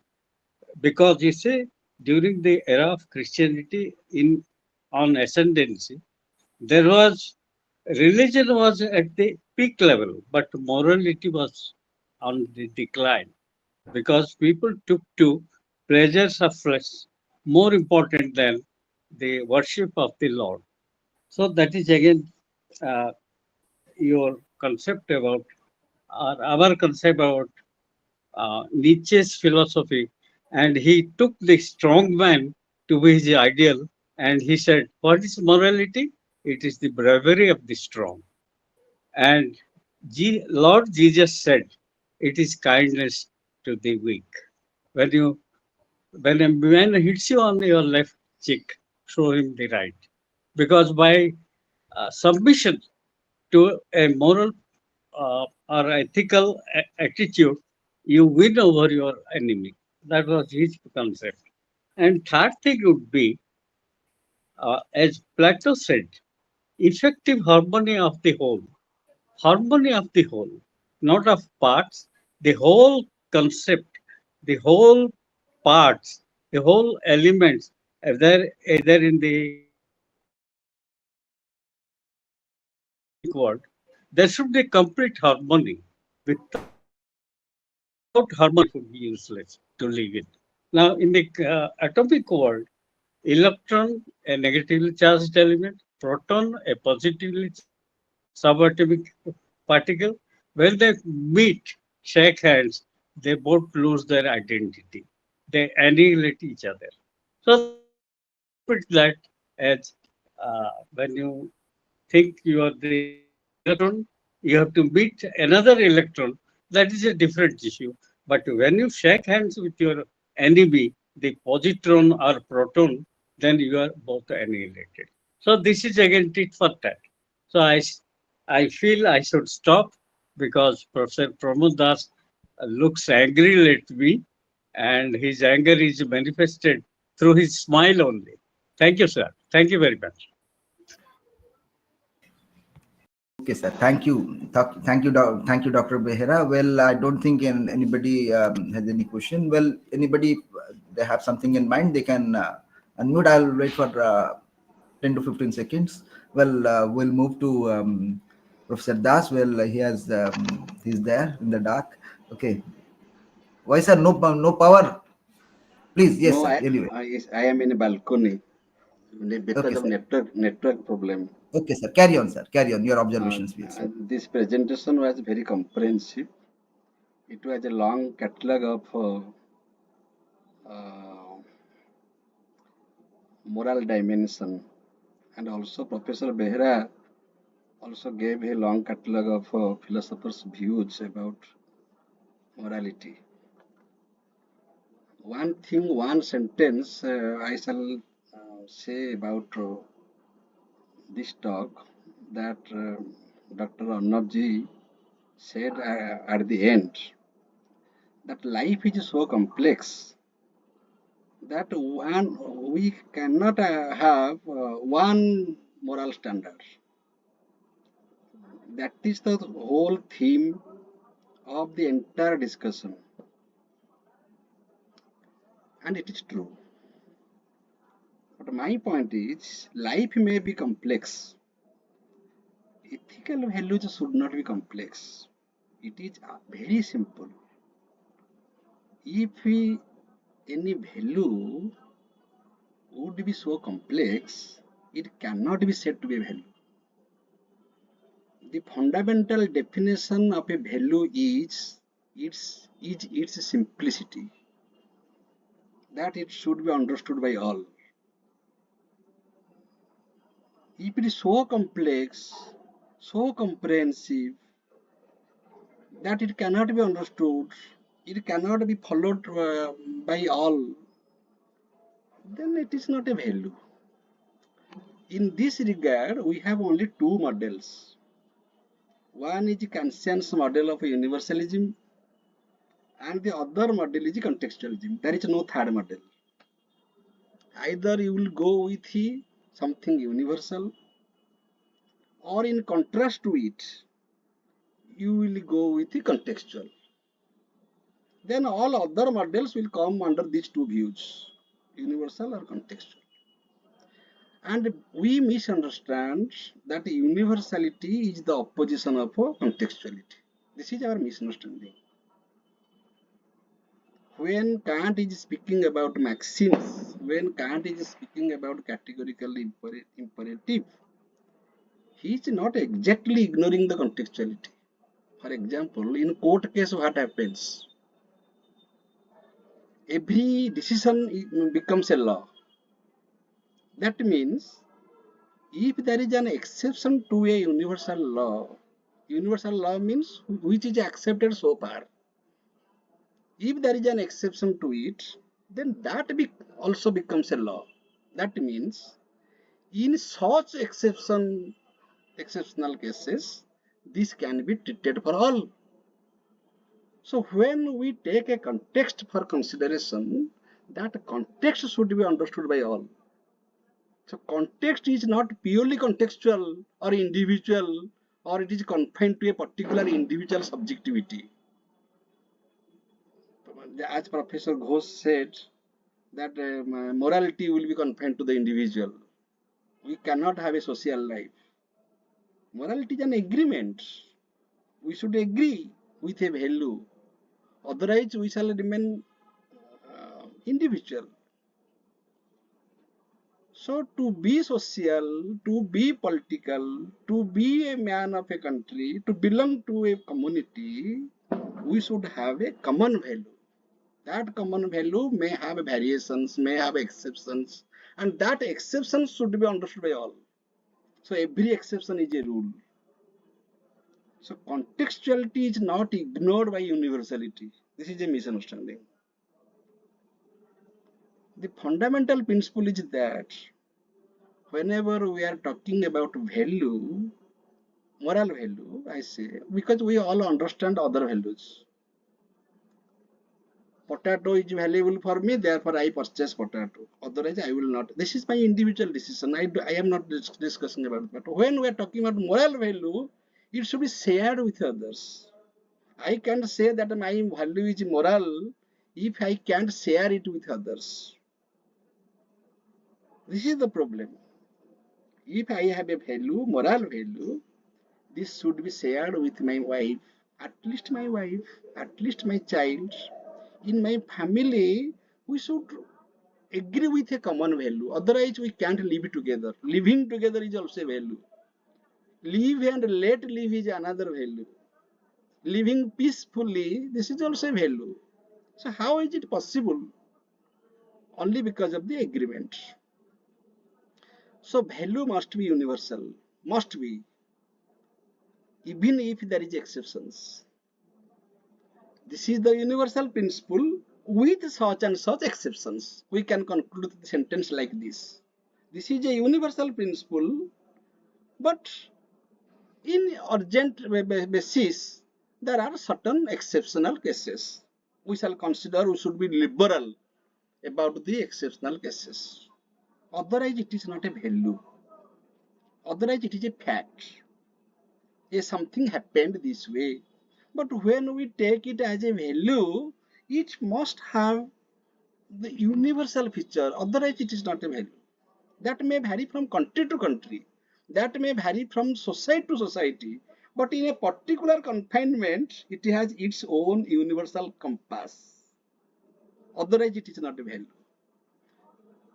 The whole discussion went, 75% discussion went, what I means the individual understands the value. What value suits to me? What are the value dimensions? That's okay. For academic study, that's okay. But when we are, and epistemologically, there are many questions that I am agnostic about values. That means I do not know the values. I am skeptical about the values. That means the exact value is impossible. I am critical about values, that why should I accept one particular value as the value. Similarly, the middle path model, that I should go with the middle path between the two extreme paths. This is also one type of understanding that is also found in our Indian culture, Indian philosophy. Buddha's middle path. We should go with the middle path out of the two extremes. Similarly, when we are talking about existentialism, they are focusing on their individual existence. They don't focus on the social existence. One thing is missing in this research, that is responsibility. I think perhaps not a single time this word is uttered. Responsibility, free will. Agency has two things, that he is free because it is a human agency, and whatever value you take into account, you are bound to be responsible for the consequence. Consequence is discussed, but you will be responsible for the consequence. So responsibility, when responsibility is fixed to morality, it makes the value more valuable, because I am accountable for my free will. I am accountable for my free choice. So whenever I shall use my free choice, I shall be very careful, because I shall be, I since I may forget your some of the points, that's why I would like to respond two things. yes. First of all, since it's entirely a meta-theoretical discussion, so meta-theoretically responsibility cannot be a meta-theoretic variable. That's why I have used accountability. And second thing is, without assuming autonomy, no such no such issue of any kind of choice is possible. So if you want me to show, I can show you, sir. From the very first point, when we have taken certain things assumed, one of the thing was the autonomy, that is free will, autonomy of the agent, and the second thing was accountability. So it is when you say, sir, that 75% of the discussion was on the individual value. With my deepest regards for you, humbly I am saying that it was not at all individualistic view. It was completely, the entire part was presented, the words I, you, he, she may be used for the sake of convenience of the argument, but it was entirely a schematic meta-theoretic presentation. So question of posing any individual view does not arise, and that's why we could say that even Kant and non-Kantian, even Mill and non-Millian, we can always incorporate in different ways in our model. That is one point. And second thing is, I have not explicitly used in repeatedly the question of morality, a question of autonomy, and question of accountability, because these are the things, since it was a meta-theoretic discussion, from the very first point I have made it clear that this is something what is assumed, because if I don't get a choice of myself, what I can do, if you don't give this freedom or this autonomy to the agent, the question of morality will not arise. And if he has a choice, then, and if he choose one particular choice over and above the other, there has to be the accountability, because denial of accountability will completely inconsistent in anyone's ethical model. So when I talked about the system consistency, inconsistency, you probably Ranjit sir would say something on that. I have made it totally clear that these two things are completely assumed. Because I don't need to explain this, because without accepting this, any discussion, any system of value system will simply collapsed.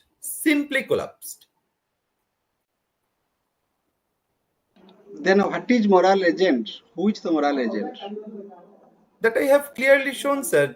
Those who have the type 3 consciousness, those who have this ability of, that can be a separate discussion, that can have the ability of exercising certain things as opposed to certain other things with type 3 consciousness, and there the clear deviation, clear parts also I have clearly shown. So yes. If that is so, then there will be clash between consciousness. Of course But there the is. way no, so that is not morality. When people will be the people's thoughts, consciousness will be clashed against each other, because I have one type of consciousness, you developed another type of consciousness, Ranjit sir developed another type of consciousness. No, Many the people will, schematically we all have same kind of consciousness, but our understanding of that consciousness is different, yes, and if that is why no, no, if our ethical yes, protocol differs. yes, if we have one type of consciousness, that is universality. I mean that if I did we not. I say did not. I don't disagree. Absolutely, that is so, universality. the Kantian model is correct. We if we think of value, and if we think that the third possibility of a human agency, that is consciousness, and when I ask the question that consciousness may vary from person to person, and Hmm. you say that intuitive consciousness is same to all, that only human can say that free will, that we that will is everything, that everybody has a intuitive consciousness about morality. So without that universality, we cannot say any value as value. That's much. But That's exactly what I but said. exceptions will be there.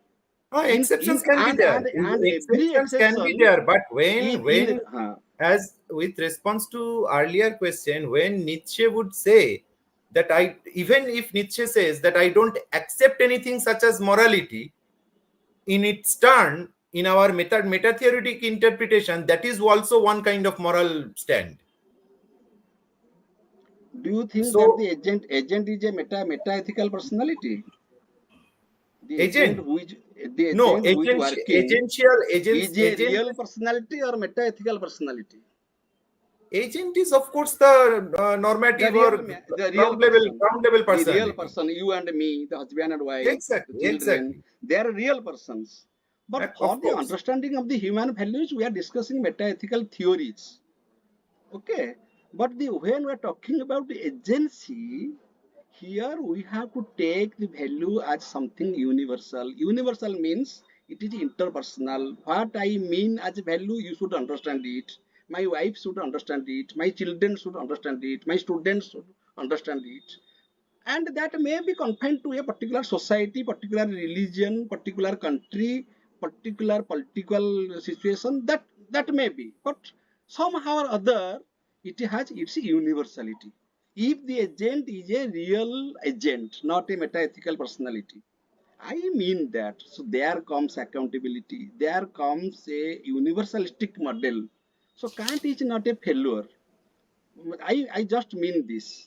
When we are giving different catalogs of ethical models, very simply it is understood that one is universality and the other is its exceptionality. That in which case we can make a compromise, in which case we can consider the context into account. That's much. So this is the universal principle. For example, love is a cardinal value. Kindness is a cardinal value. Sacrifice is a cardinal value. These are the values that we live. Ultimately, we entertain values only because we value our life. We need to live peacefully. We need to live rationally. That is how we are discussing about animals do not need values because they are happy by intrinsically and by their instinct also. They are very much happy. We are supposed to be unhappy somehow or other, and we are supposed to be illegal. We are supposed to violate principles. Therefore, ethics, code of conducts are instructed for us. Only for human beings there are police stations. Only for human beings there are jails. Only for human beings there are courts. But we claim that we are rational beings. So if at all there is an ethical code, at least that should be out of me. If that is something is a value that I understand as a value, that should be understood by others. Otherwise, communication will be impossible. Otherwise, we can't act and we can't interact also. And we can't become social also. Because Yes, we of cannot course. carry our individual values with us. That is my Yes, of submission. course, The of course. points, sir, Dr. Das, the points that you raise, I don't think Dr. Arnab is denying those. He's carrying those. Okay, he's not denying the universal principles, and at the Yes, same time, I'm not at he's all. also speaking of I'm contextuality. entirely carrying those Speaking of points. contextuality, and in that model three, what he says, 3.0, in model 3 protocol 3.0, he says, when he says my value system has a reflection on others value system, he means they're both autonomy and also The accountability. accountability is there, because Yes, your yes, value No, system no, exactly. no, has a no, no, no. on You you. consider that circle. You consider that circle. Yes, I the forget that accountability comes. circle. No, no, no. You consider that circle. Here, that loses the universality. I have. Sir, please repeat that. From my value system, I have my own decision, and my decision will affect other decisions. Other decisions will affect my decision. In this way, you explain that circle. It is not possible in universality. If No, something is no, universal, they're actually two things they come in. You have a value system. Well, uh, that may be taken as a universal value if system, you but and me both understand a value system, my understanding will never affect on you. This much I am saying. That circle, that circle, that means value stands nowhere. In that circle, value stands nowhere. You interact upon me, I interact upon you. So I Yes, sir. felt, This, yes, yes. My value yes. system affects my action and decision. That affects your value system. Your value system, my value system. That should be common. Otherwise, we cannot communicate. No, no, Okay, not necessarily, sir. yes, I mean Sir, I that. beg to differ. That is not common. My point is, this is the entire thing where universality and accountability. Since my action and decision affects yours mean anyone, and that ultimately affects to in that circle affects to my value system or my action and decision as well, since it starts from here and ultimately ends with here in any point, or maybe here, or maybe here. You take any point, and without the accountability, this circle have no meaning. This system has no meaning. And Sir, the second thing is, I can. please, if our value systems affect each other, if our value systems affect each other, not only between you and me, you say that it may be all, then I think it is not a value at all. If not in the according to the Kantian model, if something is considered as a value that you should understand as a value, I should understand in a particular society. he's I not don't belong denying that, to. sir. He's not denying that. He's Then not how saying. can it affect? Then how can it affect? That is the question. The way you see, the way you take it, the way you take, okay, that they're the moral Sir, agency comes you into are picture. taking the term, affect in a very narrow way. You take the wider sense of the term effect. You see, It sir, affects. when you take principles in the universal sense, and the principles are there and they are universal, where is your autonomy? When you talk of a human agency, you have an autonomy to exercise the Absolutely. universal principle according to the context, and the way you apply to a context, maybe somebody may differ. The Absolutely. choices will Absolutely. differ. So their Absolutely. universal principles are not denied; they are there at the background, but the context differs and the applicability differs from individual to individual. The way No, no. I apply, not, and the way you apply, I don't. If you do not agree with the universal principle, No, no, no, no. You are agree. Everybody is in no, no. agreement. I Nobody always, is Suppose you denying. don't agree. Suppose you No, no. don't Why, agree. why why should we should do I, it? why should I I shall not suppose, go on the why should I want? left No, no, no, no, left no, no, side no, of no, the no. road. No, no, no, Then no. I can go on the right side. No, here Then is there is no in disagreement that on the case, universal principles, sir. There is no disagreement on universal principles. As an autonomous human being, as an autonomous agent, how you see that moral principle and how you appear yourself in the context, that decides your level of morality, your level of consciousness. Exactly. That's what I think Dr. Arnab Mukhopadhyay is Exactly. trying to Exactly. establish. Exactly. That's what I see him. okay, okay. Universal principles are not denied, contextuality is not denied, but the application, it differs from one human agency to the other. That Exactly. is how we need to see. So don't make it universalized that my decision will affect you always, It will affect, sir. and My value system will affect. yours will me. No, it will affect, sir. My value system will affect my family. Why not My- necessarily, sir? No, no, it will affect, Then sir. we can't Otherwise, exist you see, together. if there is no Otherwise, we effect, can't. sir, if it doesn't affect, then there is again the universality will lose its universality. When you say value system is universal and you say it will not affect, then it will lose its universality. It will lose its communicability. So there lies the problem again. You are So it taking the has to affect. disagreement It as a has to rule. affect, sir. You are taking the disagreement as a rule. Why As you, disagreement? yes, but sometimes I may not agree with you. Sometimes my principle may affect upon you, and yours on me. But in that circle, it happens to understand that Sir, out. sir, what Yes, exactly connotation you are taking by the term affect? that circle, by that circle, I understand No, no, no. that my Forget value about the system, circle. Forget about the circle. my value system affects you. I don't understand that. How What can does it that affect affect mean? you? What does that affect mean to you? I think that should not affect if it is universal.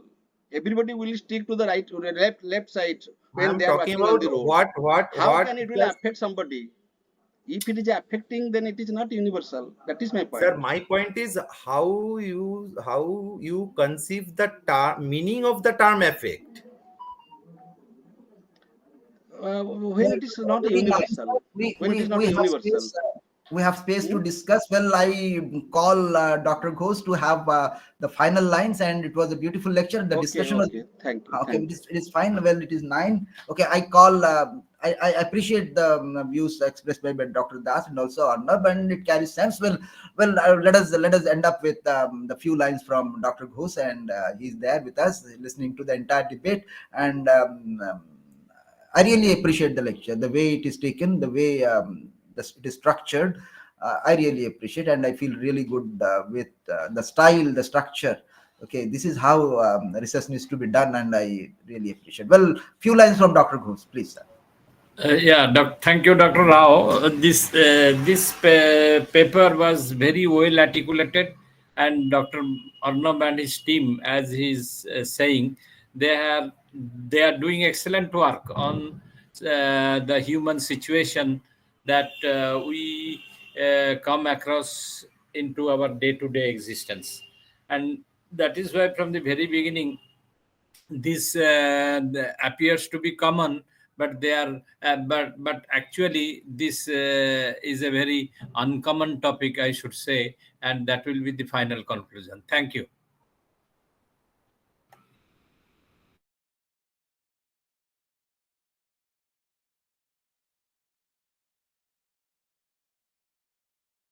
Thank you, sir.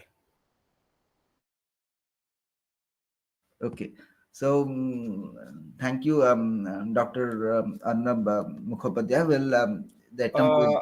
I would definitely, with my deepest respect, I will try to learn it from Pramod sir. But he when said that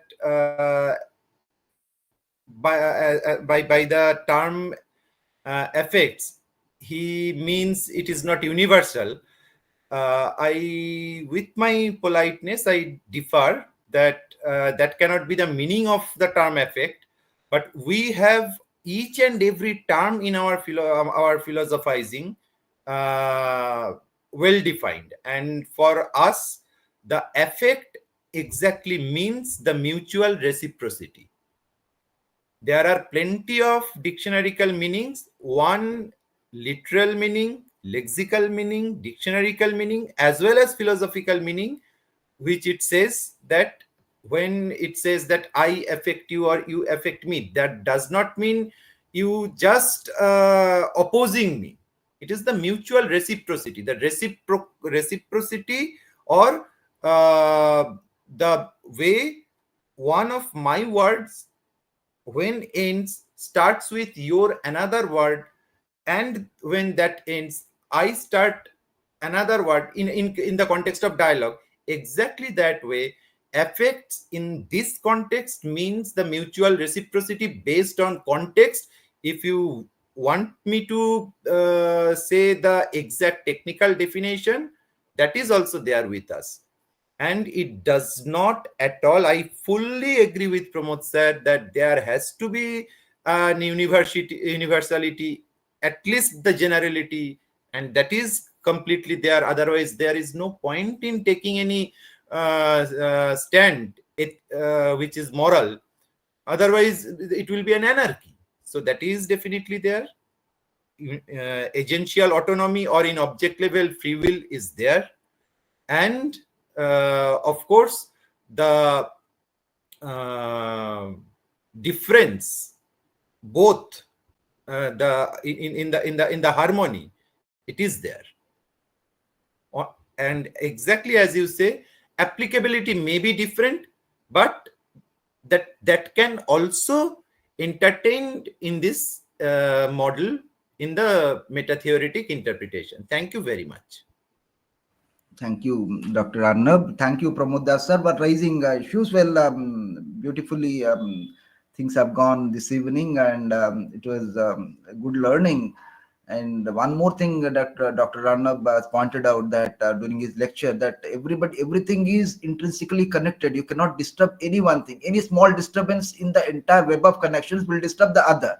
So that sort of thing we need to also address. A very important point that he has said, because the connectivity is there, because your moral system is not your value system is not isolated. It has interconnectivity through the web of connections into the entire universe, not only human beings, the entire cosmos. So it has a reflection. It has a reflection in the entire cosmos. So that's how he tries to build up a holistic system when it says back to nature, being in nature. So thank you so much. I wish all the best to the entire team working on this model, and I wish all success to you. Okay, so with this I thank the speaker, and also thank our admin for having his views, and I also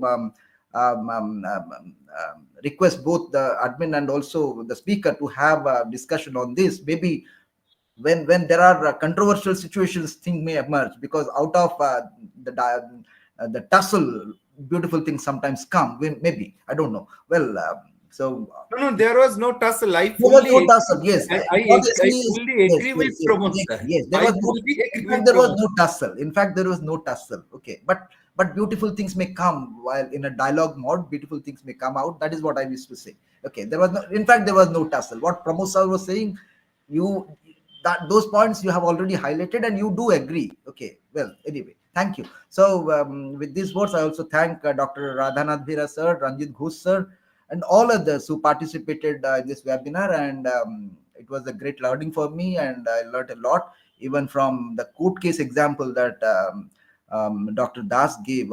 Exception, the exception may be treated a rule that becomes a statute, okay, for other cases to decide. It is again a beautiful point that Dr. Das gave. Well, enjoyed the entire discussion, and I request Dr. Arnab to work on this project with much heart and bring good name for himself and that team. Okay, so with these words, I thank the speaker and also all the participants and also our admin for the entire the course of events that followed this evening in this webinar. And it was I think it's a successful event that we conducted, much more successful than the last webinar on the philosophy of films, and I really enjoyed. Thank you so much. Thank you. Namaskar. So with these words, let us move to our admin for declaring the meeting closed. I thank one Yes, and all. yes, the meeting is declared closed. Thank you, all of you. Grateful to all of you. Thank you.